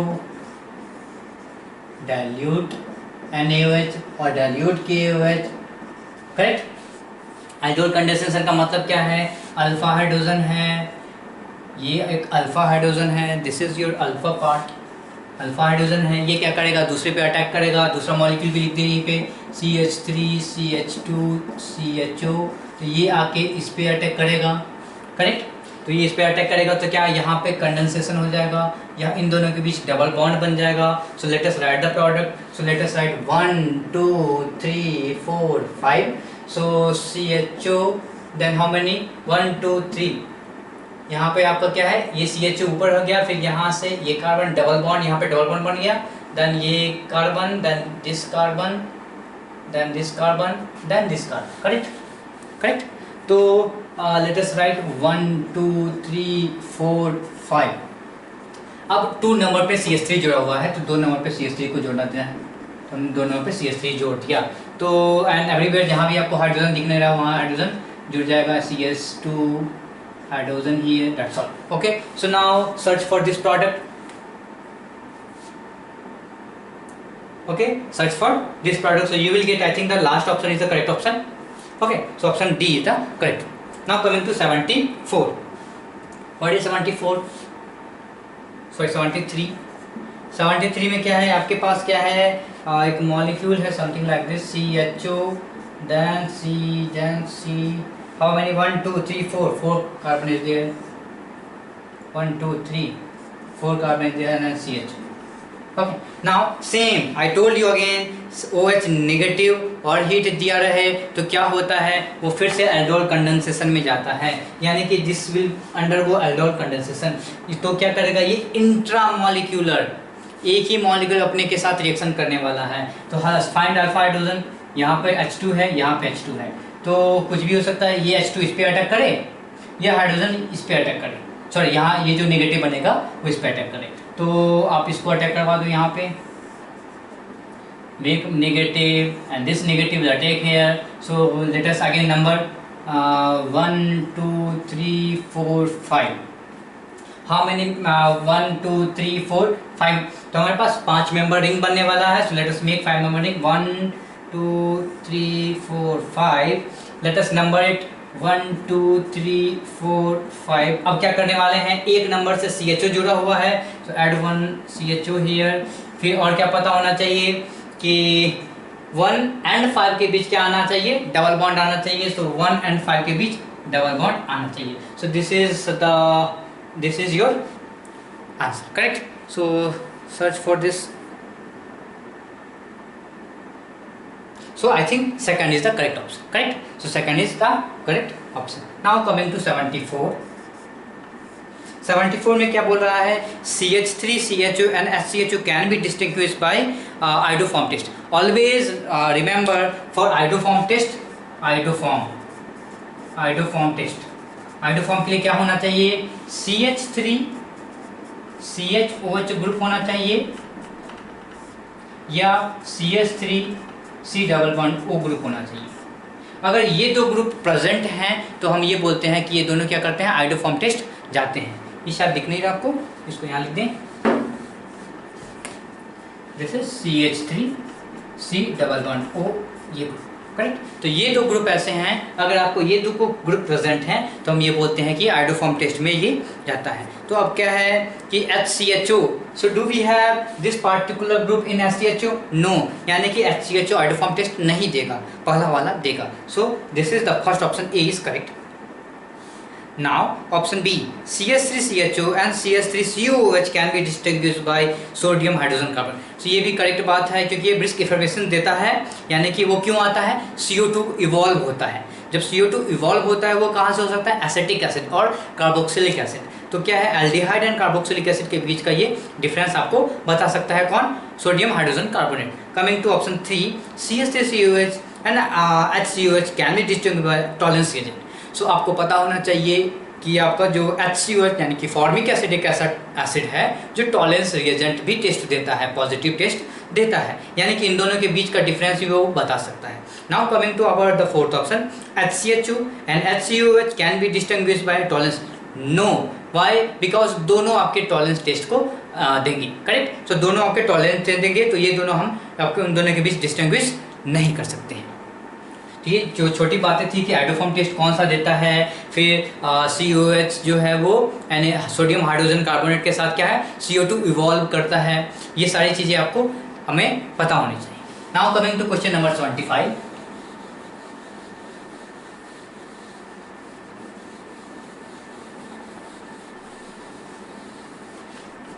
question 75 क्या है आपके पास, 75 if you see, you have benzene ring, then C triple bond CH. Okay, so HCl axis, so what you have, you will get like this, HCl addition reaction axis. So phenyl, then C one chlorine here, double bond and another one chlorine here, so you have something like this. Now what is happening, अब क्या कर रहे हो, this is X, this is x. Now अब क्या कर रहे हो, इसको आप फिर से KOH के साथ रिएक्शन करा रहे हो. सो क्या आएगा, KOH क्या करेगा, सब्स्टिट्यूट करेगा, OH नेगेटिव क्या करेगा, इन लोगों को भगा देगा. किसको किसको, क्लोरीन को. तो आप क्या कर रहे हो, KOH, ठीक है. तो this 5 will remain like, what is 5, this is benzene ring, this is OH here and this is OH here and this is CH3. और आपको क्या पता है कि दो OH क्या अनस्टेबल हो जाएंगे, तो ये बंदा क्या करेगा, प्रोटोनेट करो इसे, ये बॉन्ड गया, ये बॉन्ड हटा, तो आपके पास क्या आ गया, this is 5 C double bond O CH3. So we have ketone. Now अगला स्टेप क्या है, अगला स्टेप है CH3NH2, करेक्ट. तो जब CH3NH2 है तो oxine, we can think of oxine. So 5 then C double bond, this is NCH3 and this is we have CH3. Okay, so this is CH3NH2, correct. So इसका नाम है, इसको क्या बोलते हैं, अगर आप ऑप्शन देखो, ऑप्शन में क्या क्या दे रखा है, ऑप्शन में बहुत ही सारी इररिलेवेंट चीज़ें दे रखी हैं। तो हमारा this is called Schiff's base. क्या है? Schiff's base, correct. इसको बोलते हैं स्किप्स बेस बोलते हैं। तो this is the correct answer. Now coming to our next problem, that is 76। Okay, so 76 क्या है? गिवन है molality of A gram solution is B. Molality given as B and what is A? Is the total weight of solution. Total weight of solution. If the mass of solute is C gram then molar mass. तो what is molality? Molality that is molality is given. What is that? Molality of the solution is B. So molality is given as B. That is equal to what is molality? Molality is number of moles of solute divided by weight of solvent. So how to find number of moles of solute? Number of moles of solute can be find by, कैसे पता कर सकते हैं? Number of weight of solute divide by molecular mass of solute. क्या हमारे पास weight of solute given है? Yes, if the mass of solute is given as C, so mass of solute given है divide by molecular mass of solute, this is the number of moles of solute. And what is divide by mass of solvent in KG, correct. So how to find mass of solvent in KG? Mass of solvent क्या होता है? Mass of solution minus mass of solute. So mass of solution is A minus C. This is the mass of solvent. But ये तो ग्राम में है, molality of 1 ग्राम। सो ये तो ग्राम में है, तो चेंज इट इनटू 1000। तो डिवाइड कर दीजिए 1000 से। अब इसको सिंपल फॉर्म में, यानी आप उसको आपको निकालना क्या है? m निकालना है। तो m is equal to m जब यहाँ पे आ जाएगा या ये फॉर्म नीचे चला जाएगा तो आप इसको कैसे लिख सकते हो? m इज इक्वल टू, ये इधर आ गया तो सिंपल फॉर्म में कैसे लिखा जाएगा? This will come like this. So c by b, correct, c by b into 1000 by a minus, correct. तो ये क्या है? कैसे लिखा? इसको आप सिंपली रीअरेंज करना है। तो ये क्या आ जाएगा? ये m उठ के यहाँ पे आ जाएगा, करेक्ट। m उठ के यहाँ पे आ जाएगा तो क्या हो जाएगा? ये b नीचे की तरफ चला जाएगा तो ये 1000 और ऊपर आ रहा है। तो ये क्या है? इसका सिंपल, आपको कुछ नहीं, सिंप्लीफाई करना है। सबसे इंपॉर्टेंट कि how this c and this b has been written. फिर से अगर देखेंगे, this b is given as the molality of the solution. So b is equal to, this is number of moles of solute divide by mass of solvent. Number of moles कैसे निकालते हैं? Mass of solute divide by molecular mass of solute in divide by mass of solvent. Solvent का mass कैसे निकाला? Solution का mass given, solute का mass given, तो हमने घटाया तो सॉल्वेंट का मास निकल के आ गया। और ये तो ग्राम्स में गिवन है, इसलिए हमने इसको क्या किया? 1000 से डिवाइड करके इसको चेंज कर लिया केजी में। ठीक है, तो this is very simple. Coming to question number 77। तो अब फिजिकल के प्रॉब्लम्स आने शुरू हो गए।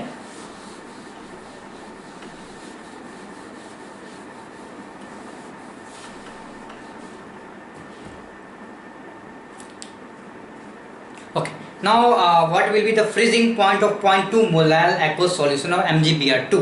So question 77 is from solution chapter। ये पूछ रहा है freezing point। So सिंपल सा formula delta T F is equal to क्या हो जाएगा? के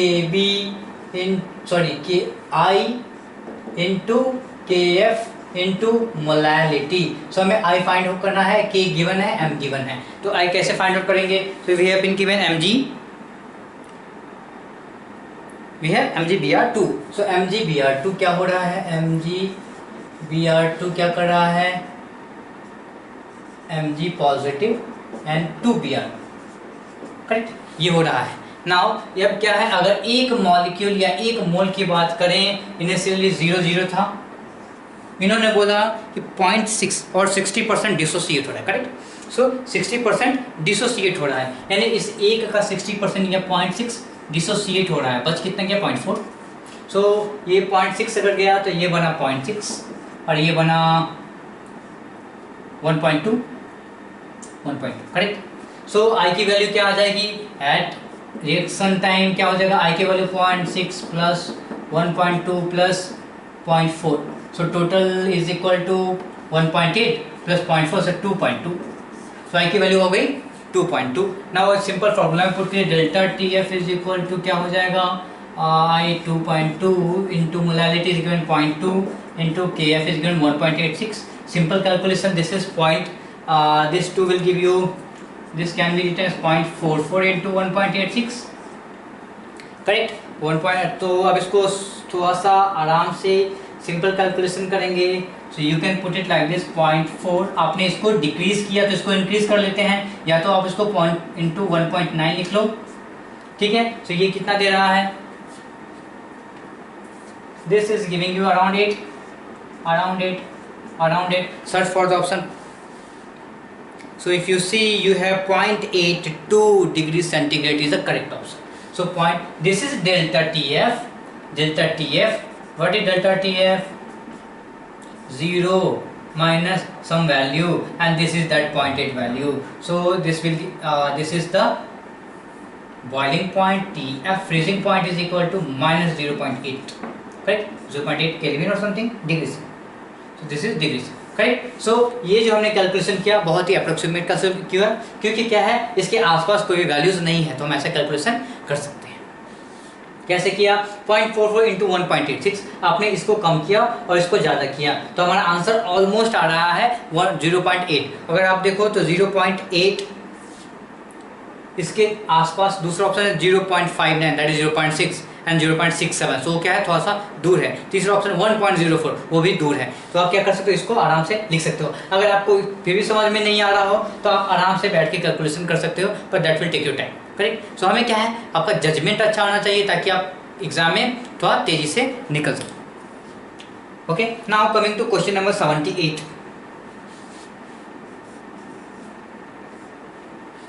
So if the fermentation of sugar in enzyme solution that is 0.12 molar, the concentration of sugar is reduced to 0.06 in 10 hour and 0.03 in 20 hour. What is the order of reaction? तो अगर आप ये देखो कि इसका T half के साथ क्या हो रहा है, what is T half? T half आपको पता होना चाहिए ऐसा कौन सा रिएक्शन है जिसका टी हाफ में क्या होता है, कोई चेंज नहीं होता, ठीक है। यानी कि what is T half exactly, initial concentration का हाफ कितने टाइम में हो गया। तो अगर आप देखो, सो हमारा पहला इनिशियल कॉन्सेंट्रेशन क्या है, पहला initial concentration 0.12, so 0.12 minus 0.1 this is 0.6, कितने टाइम में, 10 घंटे में, correct. So this comes to be half हो गया वो कितने टाइम में, 10 आवर्स में। दूसरे में अगर हमने देखा, दूसरी बात कर रहे हैं, दूसरे में क्या हो रहा है 0.06 से 0.03 आ रहा, अगेन हाफ हो गया, कितने टाइम में, अगेन 10 आवर में।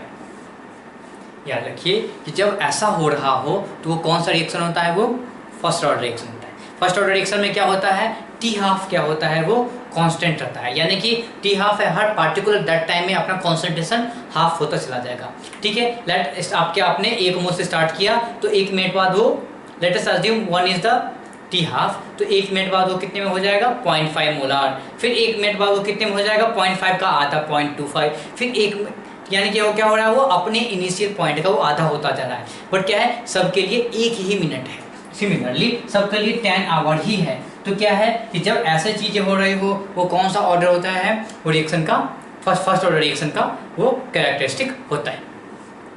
इसे आप जल्दी से नोट करेंगे।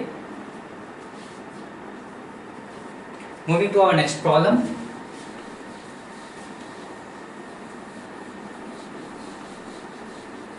सो हमने क्वेश्चन 79 किया।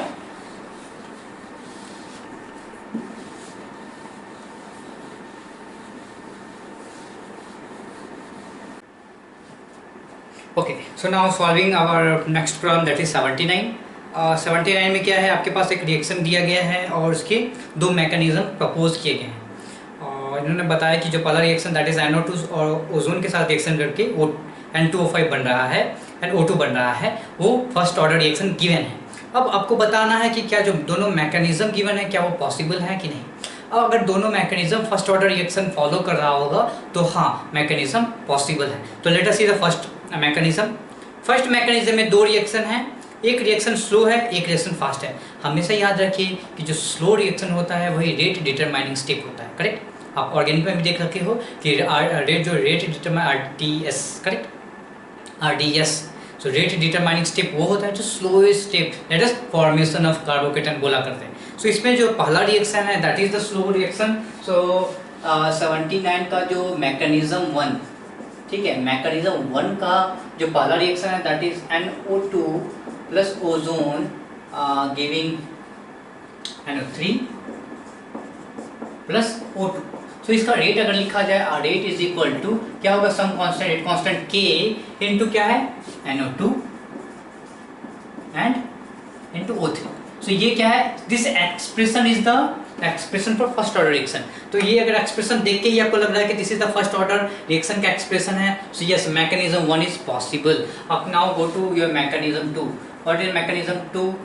Mechanism 2 is given as the slow step is NO2 plus O, that is the nascent oxygen you can say, और ये क्या दे रहा है, NO3 दे रहा है। so this is slow step, so rate is equal to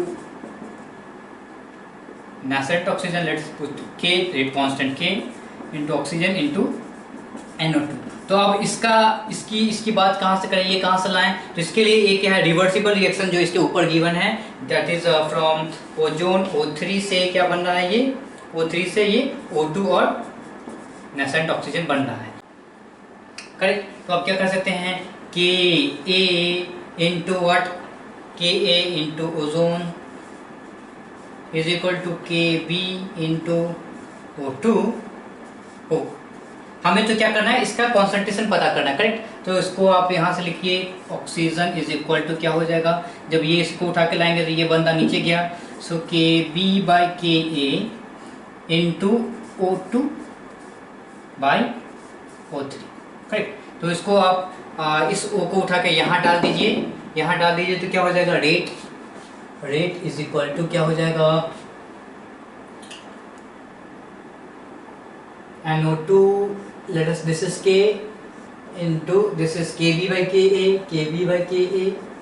into what is O2 oxygen concentration into NO2 by O3। again this is your first order reaction, right? Again this is your first order reaction. तो क्या है, आप क्या कर सकते हो कि आपका जो दूसरा स्टेप है, दूसरा स्टेप भी क्या है, पॉसिबल मैकेनिज्म है, करेक्ट। तो अगर आप पहला देखा तो पहला भी फर्स्ट ऑर्डर रिएक्शन उठ के आया और दूसरा भी आपका फर्स्ट ऑर्डर रिएक्शन ही दिख रहा है। तो हमारा मैकेनिज्म 1 भी पॉसिबल है और मैकेनिज्म 2 भी पॉसिबल है। Now coming to question 80।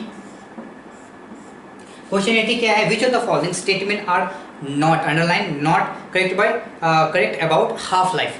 तो जीरोथ ऑर्डर की बात करें, सो जीरोथ ऑर्डर में क्या होता है, that is zeroth order reaction क्या होता है, इसके लिए A concentration of A at any time is equal to A0 minus KT, correct. ये होता है जीरोथ ऑर्डर की बात करते हैं। तो हाफ लाइफ की बात किया, यानी कि आधा वो रिएक्शन कर लिया है। जब आधा रिएक्शन कर लिया है तो ये क्या बचा, हाफ बचा, तो ये इधर गया, इसको उठा के दलाइए, so KT is equal to क्या हो गया, A0 minus A0 by 2, correct. So this is T half is equal to A0 by 2 into 1 by K, correct. So और ऐसे इसको ऐसे कुछ में T half is proportional to A0, यानी कि करेक्ट, यानी कि पहला जो ऑप्शन है वो करेक्ट है। Average life is equal to 1.44 into half life first order. तो आपको क्या है, फॉर फर्स्ट ऑर्डर रिएक्शन के लिए क्या होता है, टी हाफ क्या होता है, 0.69 ऑफ टी एवरेज, करेक्ट। तो इसको उल्टा कर लें, इसको उल्टा करना, T average is equal to 1/0.69 into T half. So this is correct approximate. तो अब जब तीसरा ऑप्शन देख रहे हैं, तीसरा ऑप्शन क्या बोल रहा है कि आपका जो second order second order reaction के लिए क्या होता है, 1/a is equal to 1/a0 minus KT, correct. तो जैसे यहाँ देख रहे हो, यहाँ क्या हो रहा है, यहाँ पे डायरेक्टली प्रोपोर्शनल दिख रहा है, दिखे जैसे देख के आप बोल दोगे डायरेक्टली प्रोपोर्शनल है, तो यहाँ पे भी this is 1/a proportional to t, we have to put a0 here because ये उठ के इधर आ जाएगा, that is the a0 value. तो ये what is this, this is the initial concentration, this is the initial concentration. तो जब second order की बात करते हैं तो वो क्या हो जाता है, हाफ लाइफ टाइम क्या होता है, इनिशियल का इनवर्सली प्रोपोर्शनल होता है और जीरोथ ऑर्डर में डायरेक्टली प्रोपोर्शनल होता है। अगर आप लास्ट ऑप्शन पढ़ो तो लास्ट ऑप्शन पढ़ोगे तो क्या है, इन्होंने बोला कि 99% reaction take place in 100 minute for the case when rate constant is 0.693 minute, just minute -1। What does it mean, when time rate constant is given like this is first order reaction, correct. और first order reaction की बात इसने कर लिया तो T is given as, for first order T is given as what, 2.3, correct, 2.3 divided by K into log of A by A minus X, correct। Initial concentration and last वाला concentration, इसने बोला 99.9% खत्म हो जा रहा है, तो बचा कितना, 0.001, करेक्ट। तो let us put there 2.3 by K is 0.69 into log of C by 0.001 C. This will give you 10 to the power 3 and log 10 to the power 3 is equal to 3. तो क्या हो गया, this is 3. Now simple calculation, this will give you 10, this 3, 2.3 and this is 10. So this is 10 minute. So it is not 100 minute, it is 10 minute. So option 4 है आपका वो गलत हो जा रहा है, करेक्ट। तो 4 आपका गलत हो जा रहा है। तो हमने क्या किया, अपने इसके 80 तक क्वेश्चन सॉल्व कर रखे हैं, फिर आगे हम बढ़ते हैं 81 के लिए। So let's move to problem number 81 and if you read it you can find it out. This is from electrochemistry and this concept, the concepts behind this problem is very basic. You have to need to know some of the things, that is what is weak acid, what is infinite dilution, what is equivalent conductance. So these 3 or 4 concepts, basic concepts are there, you should know right now. Okay. Now let's read this particular question. The equivalent conductance of a monobasic acid at infinite dilution is given, that is 348. If the resistivity of the solution containing 15 gram acid in 1 liter is given, what is the degree of dissociation? So the question is asking degree of dissociation of weak acid. Exactly what weak acid is, you can represent any weak acid as HA. Since they have given monobasic acid, it means only one H plus will come out. So this HA is there, it will dissociate as H plus ion and A negative. Okay, so since this one H plus is coming, that's why this is monobasic acid. This is a weak acid, that's why we say that it will not dissociate fully, it will dissociate partially, and that's why we have something called alpha, that is called degree of dissociation, that comes into the picture. This will tell you that how much or extent of dissociation, how much of HA has dissociated, that will be given by this alpha, and that is what question is asking to you. So for that we have been given some information. They have given at infinite dilution the conductance value. Okay, at infinite dilution the conductance value is given. So first of all you should know what exactly the infinite dilution is mean. So what happens, if you remember, if you recollect the information from electrochemistry and ionic equilibrium, you know that this particular weak acid upon dilution, this H plus concentration and A negative concentration increases. Why? Remember Le Chatelier's principle. Okay, so the moment what you will do, you will dilute this solution, this reaction will move to the right. That means the concentration of H plus and A negatives keep on increasing. At infinite dilution, the concentration of H plus and A negative is maximum. Okay, so maximum conductance you can find it out. Okay, that's why this value given, conductance value at infinite dilution is given as 348. Since this is given as equivalent conductance, do we have any relation that connects alpha and conductance? Yes. What is that simple relation? What is that? Infinite dilution at the conductance at infinite dilution into alpha is given by will give you conductance at particular point. Okay, so this is the simple relation we will be using to solve our problem. Okay, now we know this one, it has been given in the problem.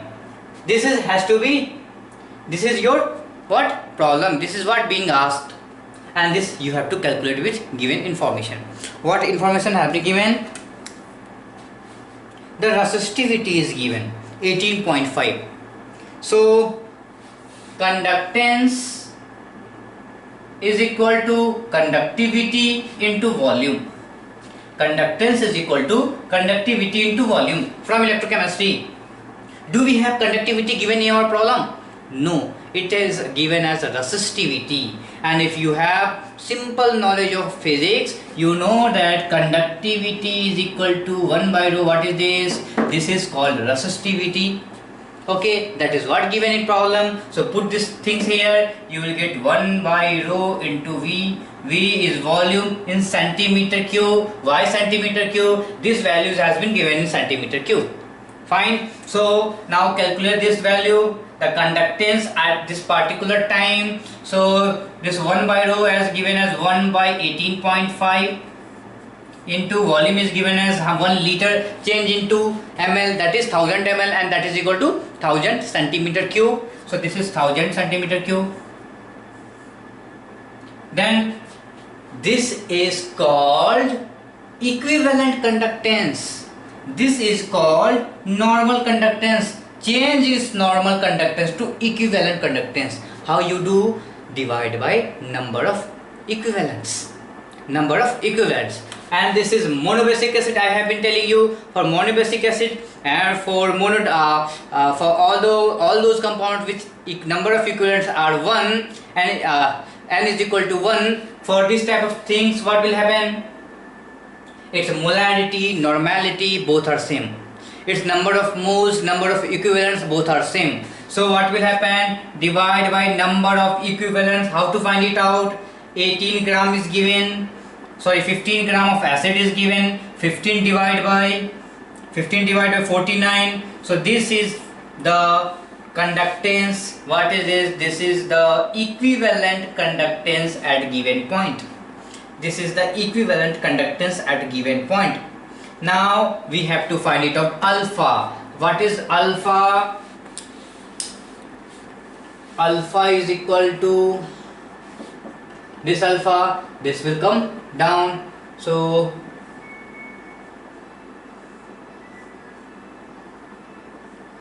okay, we know this one. We know this one. Simple, do the calculation.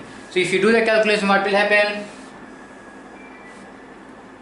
1000 into 49 divided by 18.5 into 15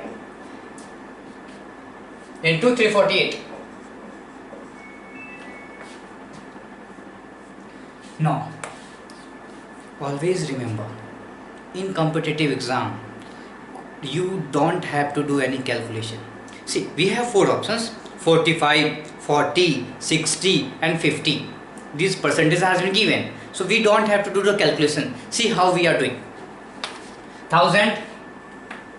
So write 1000 here. 49, make it to simple number, that is 50. Then this is 18.5. Again make it to simple number, that is 20. Remains 15. And this 348, you can make it 350. What we have done? We have increased the denominator. So this fraction value would have decreased. So our duty will be, the moment we get the answer, bit increase. Okay, little bit increase. So what is happening here? This 0 cancel, this 0 cancel, then this is 500, this is 35, 15 into 2 30, 30 into 35 is around 1050.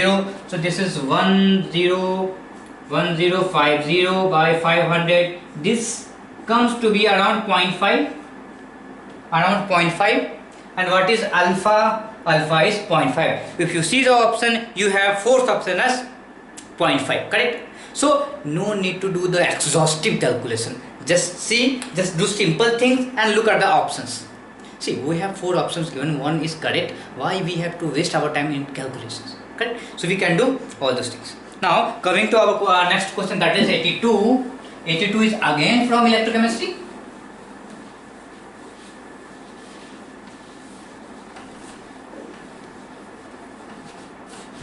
Is again from electrochemistry. What is this? 82. This is saying electrode potential of copper electrode dipped in copper sulfate solution. So when copper electrode is dipped in copper sulfate solution, something like this. This is your copper electrode. This is copper solution, and how this copper will be there? This is in copper +2 state and sulfate -2 state. And this is copper metal, so this is elemental form, Cu. Now they have told that this concentration is given as 0.025 molar.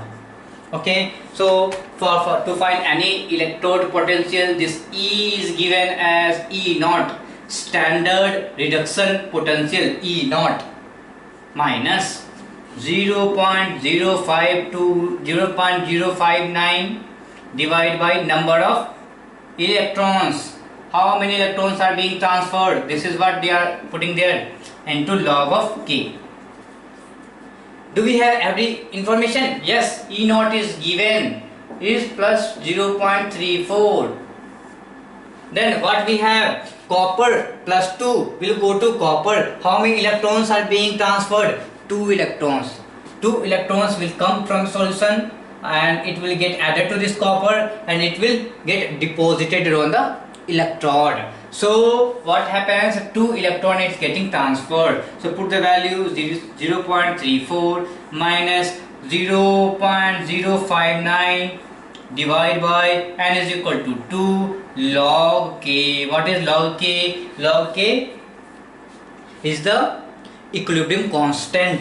What is this equilibrium constant? If you write the expression copper +2 electron will give you copper. Okay, so what is this?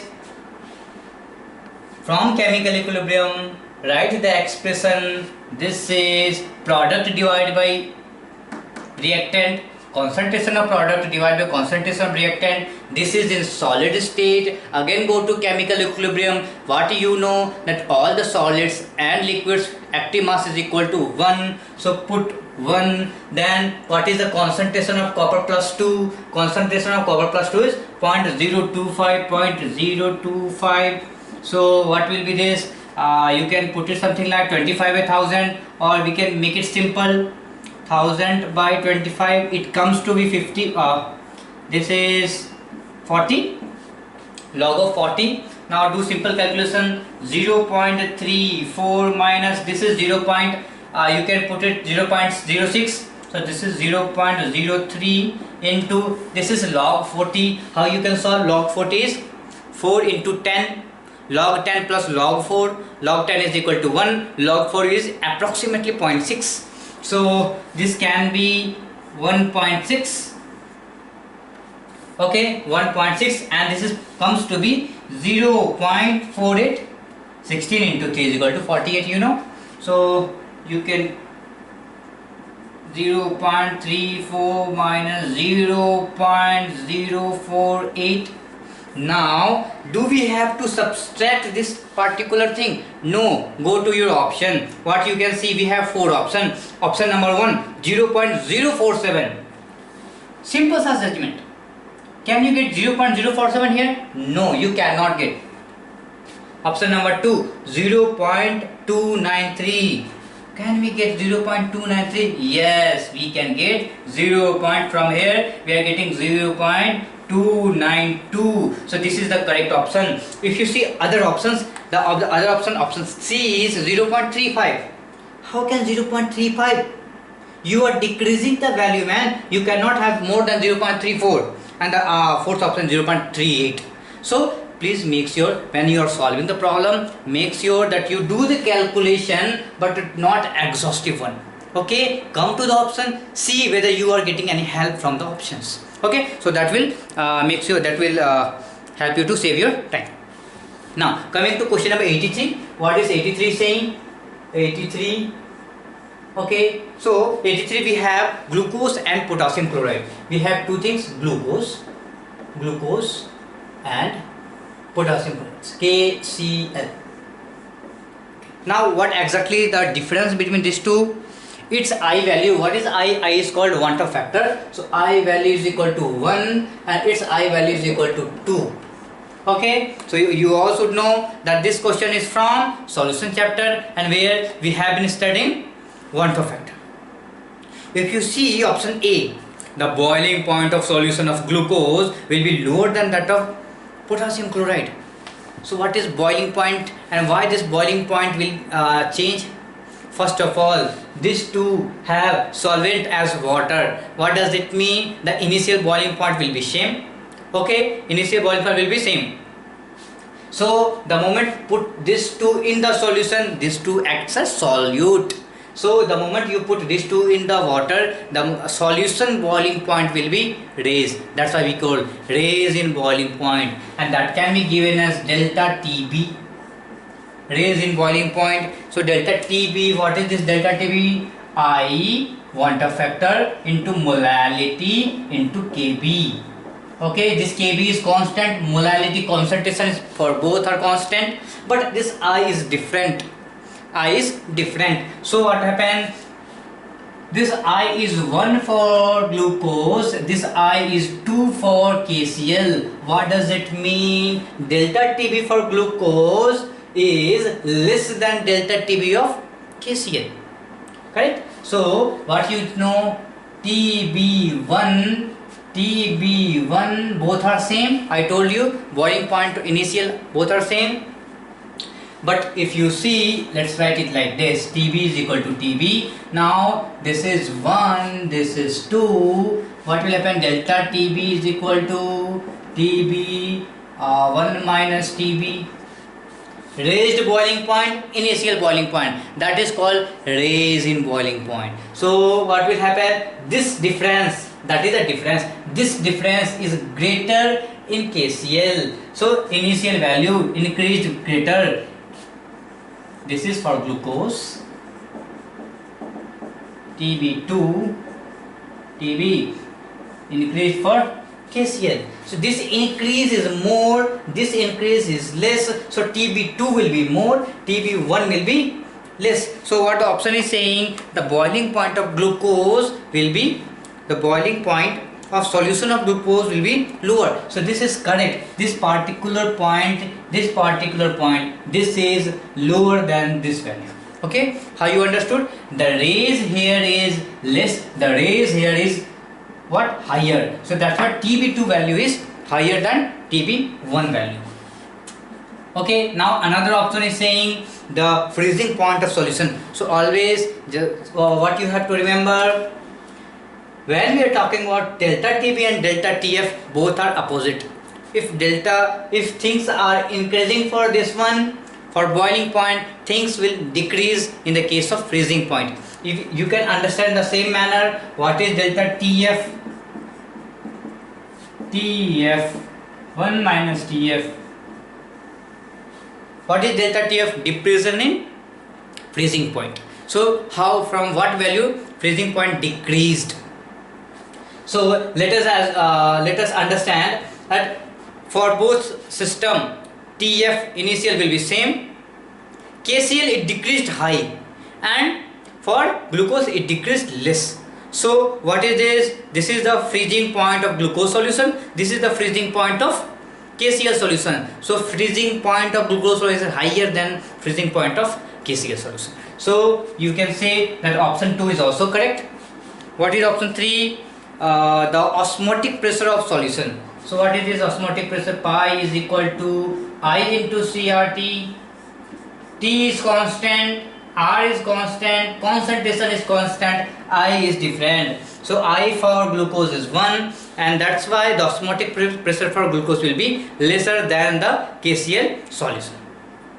So the option A, B, C are the correct and D is the wrong option. Okay, now moving to, if you see the option 4, what is that? That is very simple. Partial pressure, the lowering of vapor pressure they are saying. So again simple, I is greater than, I is for glucose is less than of I is for KCl. So it is given vice versa, it's given reverse. Correct? It's given same. It cannot be same. I is not same for the both. Okay, question 84. Which of the crystal system contains maximum number of Bravais lattices? And if you go to your page number 9 of your textbook, which one? 12th part 1, solid state. You see at the down in the box it is given that this orthogonal structures will have the maximum number of Bravais lattices. What are they? First one is primitive, then body centered, then face centered, and then end centered. Okay, so these 4 types of lattices can be found in orthogonal, and this is the maximum number in any of this structure. So what you have to know, you have to study your textbook thoroughly. Okay, so orthogonal will have 4 types of lattices, and what are they? Primitive, then body centered, then end centered, then face centered. Okay, now coming to our next problem, that is the 85. What is that? The unit cell of diamond is made up of. Again, this is from solid state. Unit cell they are asking. Unit cell of diamond. What is that? Let us draw the unit cell of diamond. So this is 85.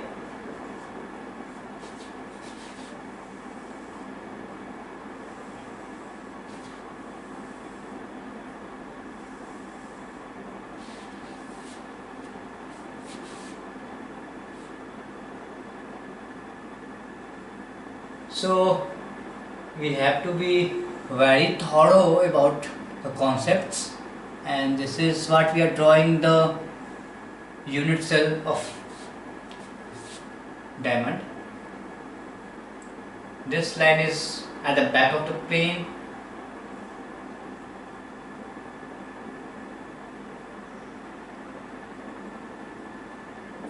Okay, now we have to divide with horizontal plane and vertical plane. So let us divide it with horizontal plane. This is between. Why we are doing, I will tell you why we are exactly dividing it. We'll come to know.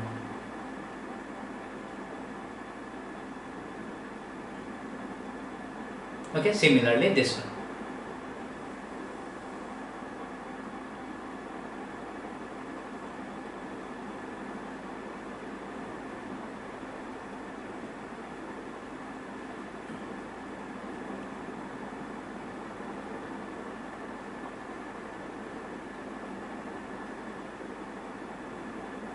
Okay, so if you see, what is this?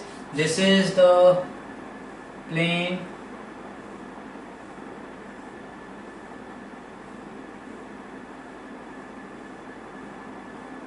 Okay, similarly, what do we have? This is the one plane.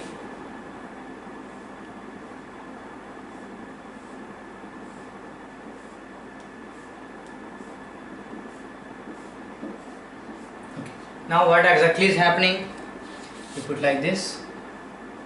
We have to play. Now for any diamond structure, what happens? Diamond is called face-centered structure. Face-centered structure means all the face will have one diamond atom or one carbon atom. So what is that? First of all, for any molecule or any unit cell, put all the corners one atom. So all the corners, this is one atom, this is one atom, one atom, one atom, here one, here one, here one, and here. Okay. Now you have put how many? 8 atoms you have put. Now diamond is called the face centered. How many faces do we have? We have one face here. The another one is back side. One is at the top. One is here. Then one is here, and one is here. So how many faces? 6 faces we have, and we have put 1, 2, 3, 4, 5, and 6. So 6 atoms at the faces. Now that is what is more important. All the alternate tetrahedral words have 1 atom. All the alternate tetrahedral, and that's why we have drawn this particular structure. What is alternate tetrahedral voids? So if you see what it is, this is, let us consider this particular cube. This particular cube. Okay, so it will be something like this. It will be something like this.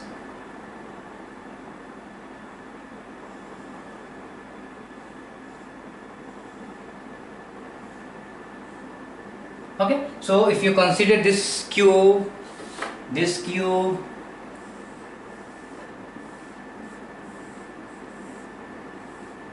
we have 1 carbon here, 1 carbon here, 1 carbon here, then 1 carbon here, and another carbon is here.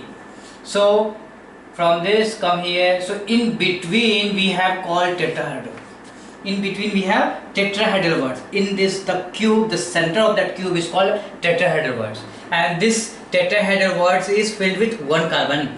This will be left, the another will be filled with 1 carbon, and that's all. So we have total 8 tetrahedral void in this cube, and out of that 4 will be filled, and all the 4 are inside. So total are 4 carbon in the tetrahedral voids. Then how many? 8 carbons at the center. So 8 into 1 by 8, that is the total number of carbon. And then how many? 6 carbons are on the faces. So 6 into how many? 1 by 2. So let us calculate the total numbers. 4 plus 1 plus 3, that is total 8. So total number of carbon in for a unit cell of diamond is 8. So let's see the option. What do we have in option?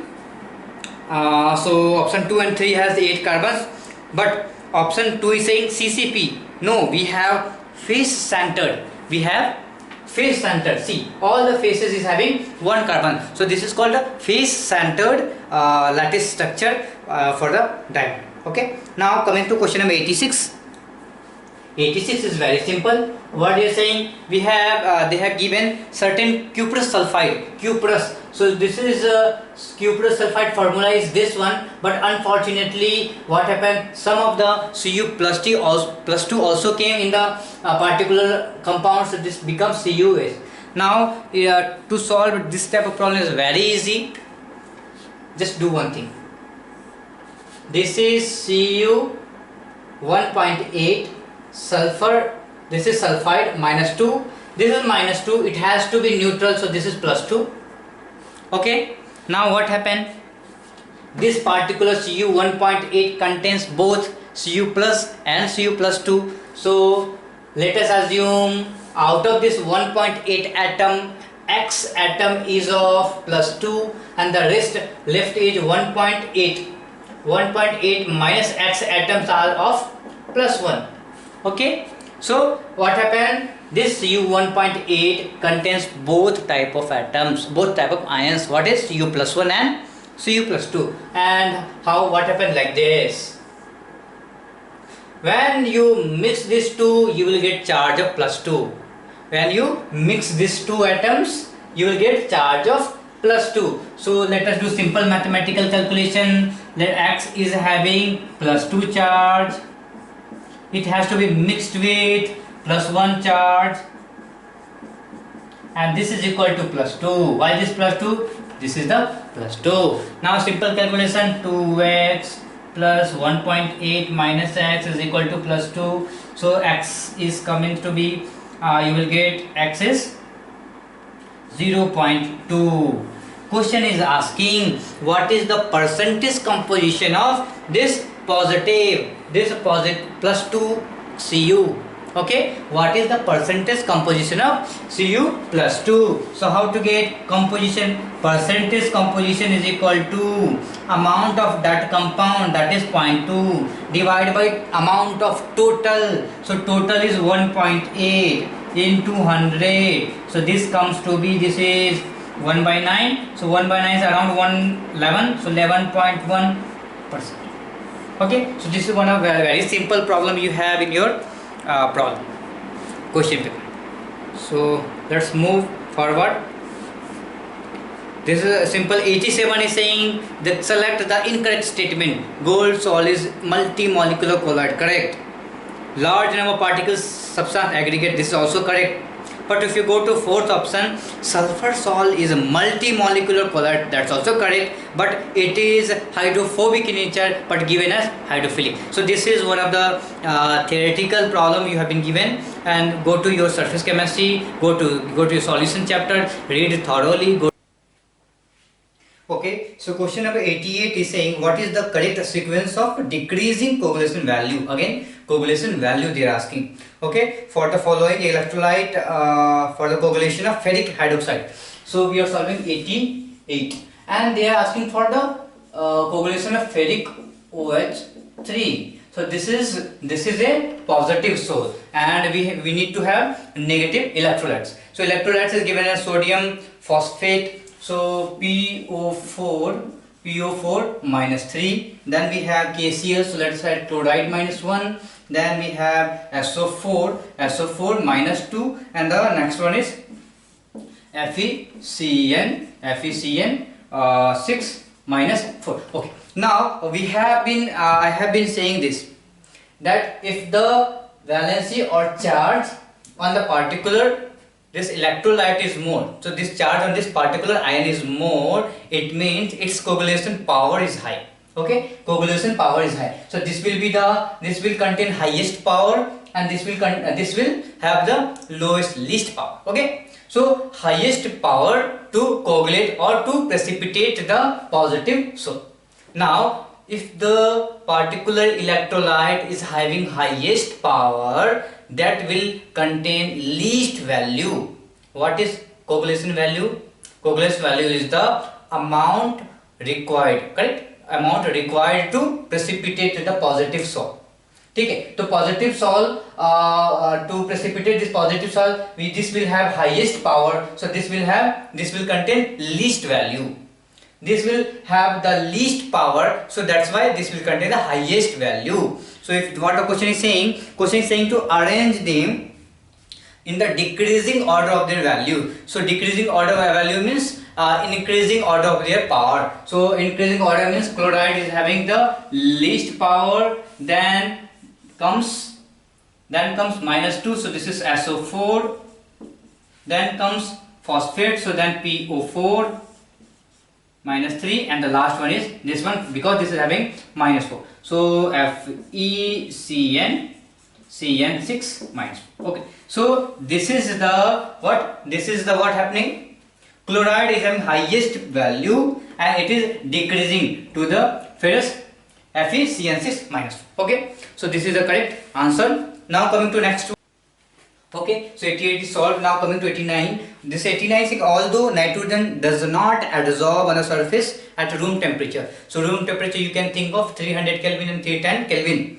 Now if you decrease the temperature, so what you are doing, you are decreasing the molecular movement. Okay, so if you are decreasing the temperature, you are decreasing the molecular movement, so it can come to surface and rest there. Okay, now what will happen? Which one of the following statement is correct? So at 83 Kelvin there is a formation of monolayer. Wrong. When you are decreasing the temperature, nitrogen molecule will form polylayer. Okay, this will multi-layer, they will form on the surface of the metal.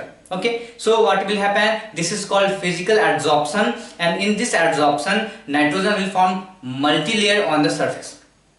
So nitrogen is adsorbed as atoms? No, nitrogen adsorbed as molecule. Then coming to the third one, nitrogen molecules are held by chemical bonds? No, this is physical adsorption, not the chemical adsorption. So what will happen? Only physical, you can say van der Waals force can be formed. Now coming to fourth one, 83. 83 Kelvin, there is formation of multi-molecular layers. That is the correct. So multi-molecular layers will be formed and the physical adsorption will happen and it will be held on the surface of matter. Okay, so fourth option is correct. Now coming to question number 90, what 90 is saying, we have Daniell cell. So Daniell cell, you know, very simple. Daniell cell was one of the basic cell, and this Daniell cell number of electron transferred is equal to 2. Okay, number of electron transferred is equal to 2, and E naught they are asking, correct? E naught they are asking, and cell reaction will be. So what is the nature of the reaction?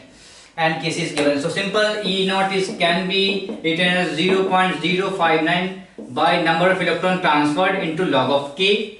This we have been writing many times. Now put all the values. 0.059 divided by 2 into log of K, that is equal to 10 to the power 12. This 12 will come here. So this is 0.059 into this 12 will come at 12 by 2. So this is 0.059 into 6, correct? So this is what we are getting. Now if you see this value is positive in nature. Okay, so this value is positive in nature. So what is delta G? Delta G is equal to minus NF E naught. Okay, minus NF E naught. So what does it mean? If you see, N is number of electron positive, F is that constant positive, E naught we just now got this E naught, this is positive, all the three positive. That's why delta G comes to be negative.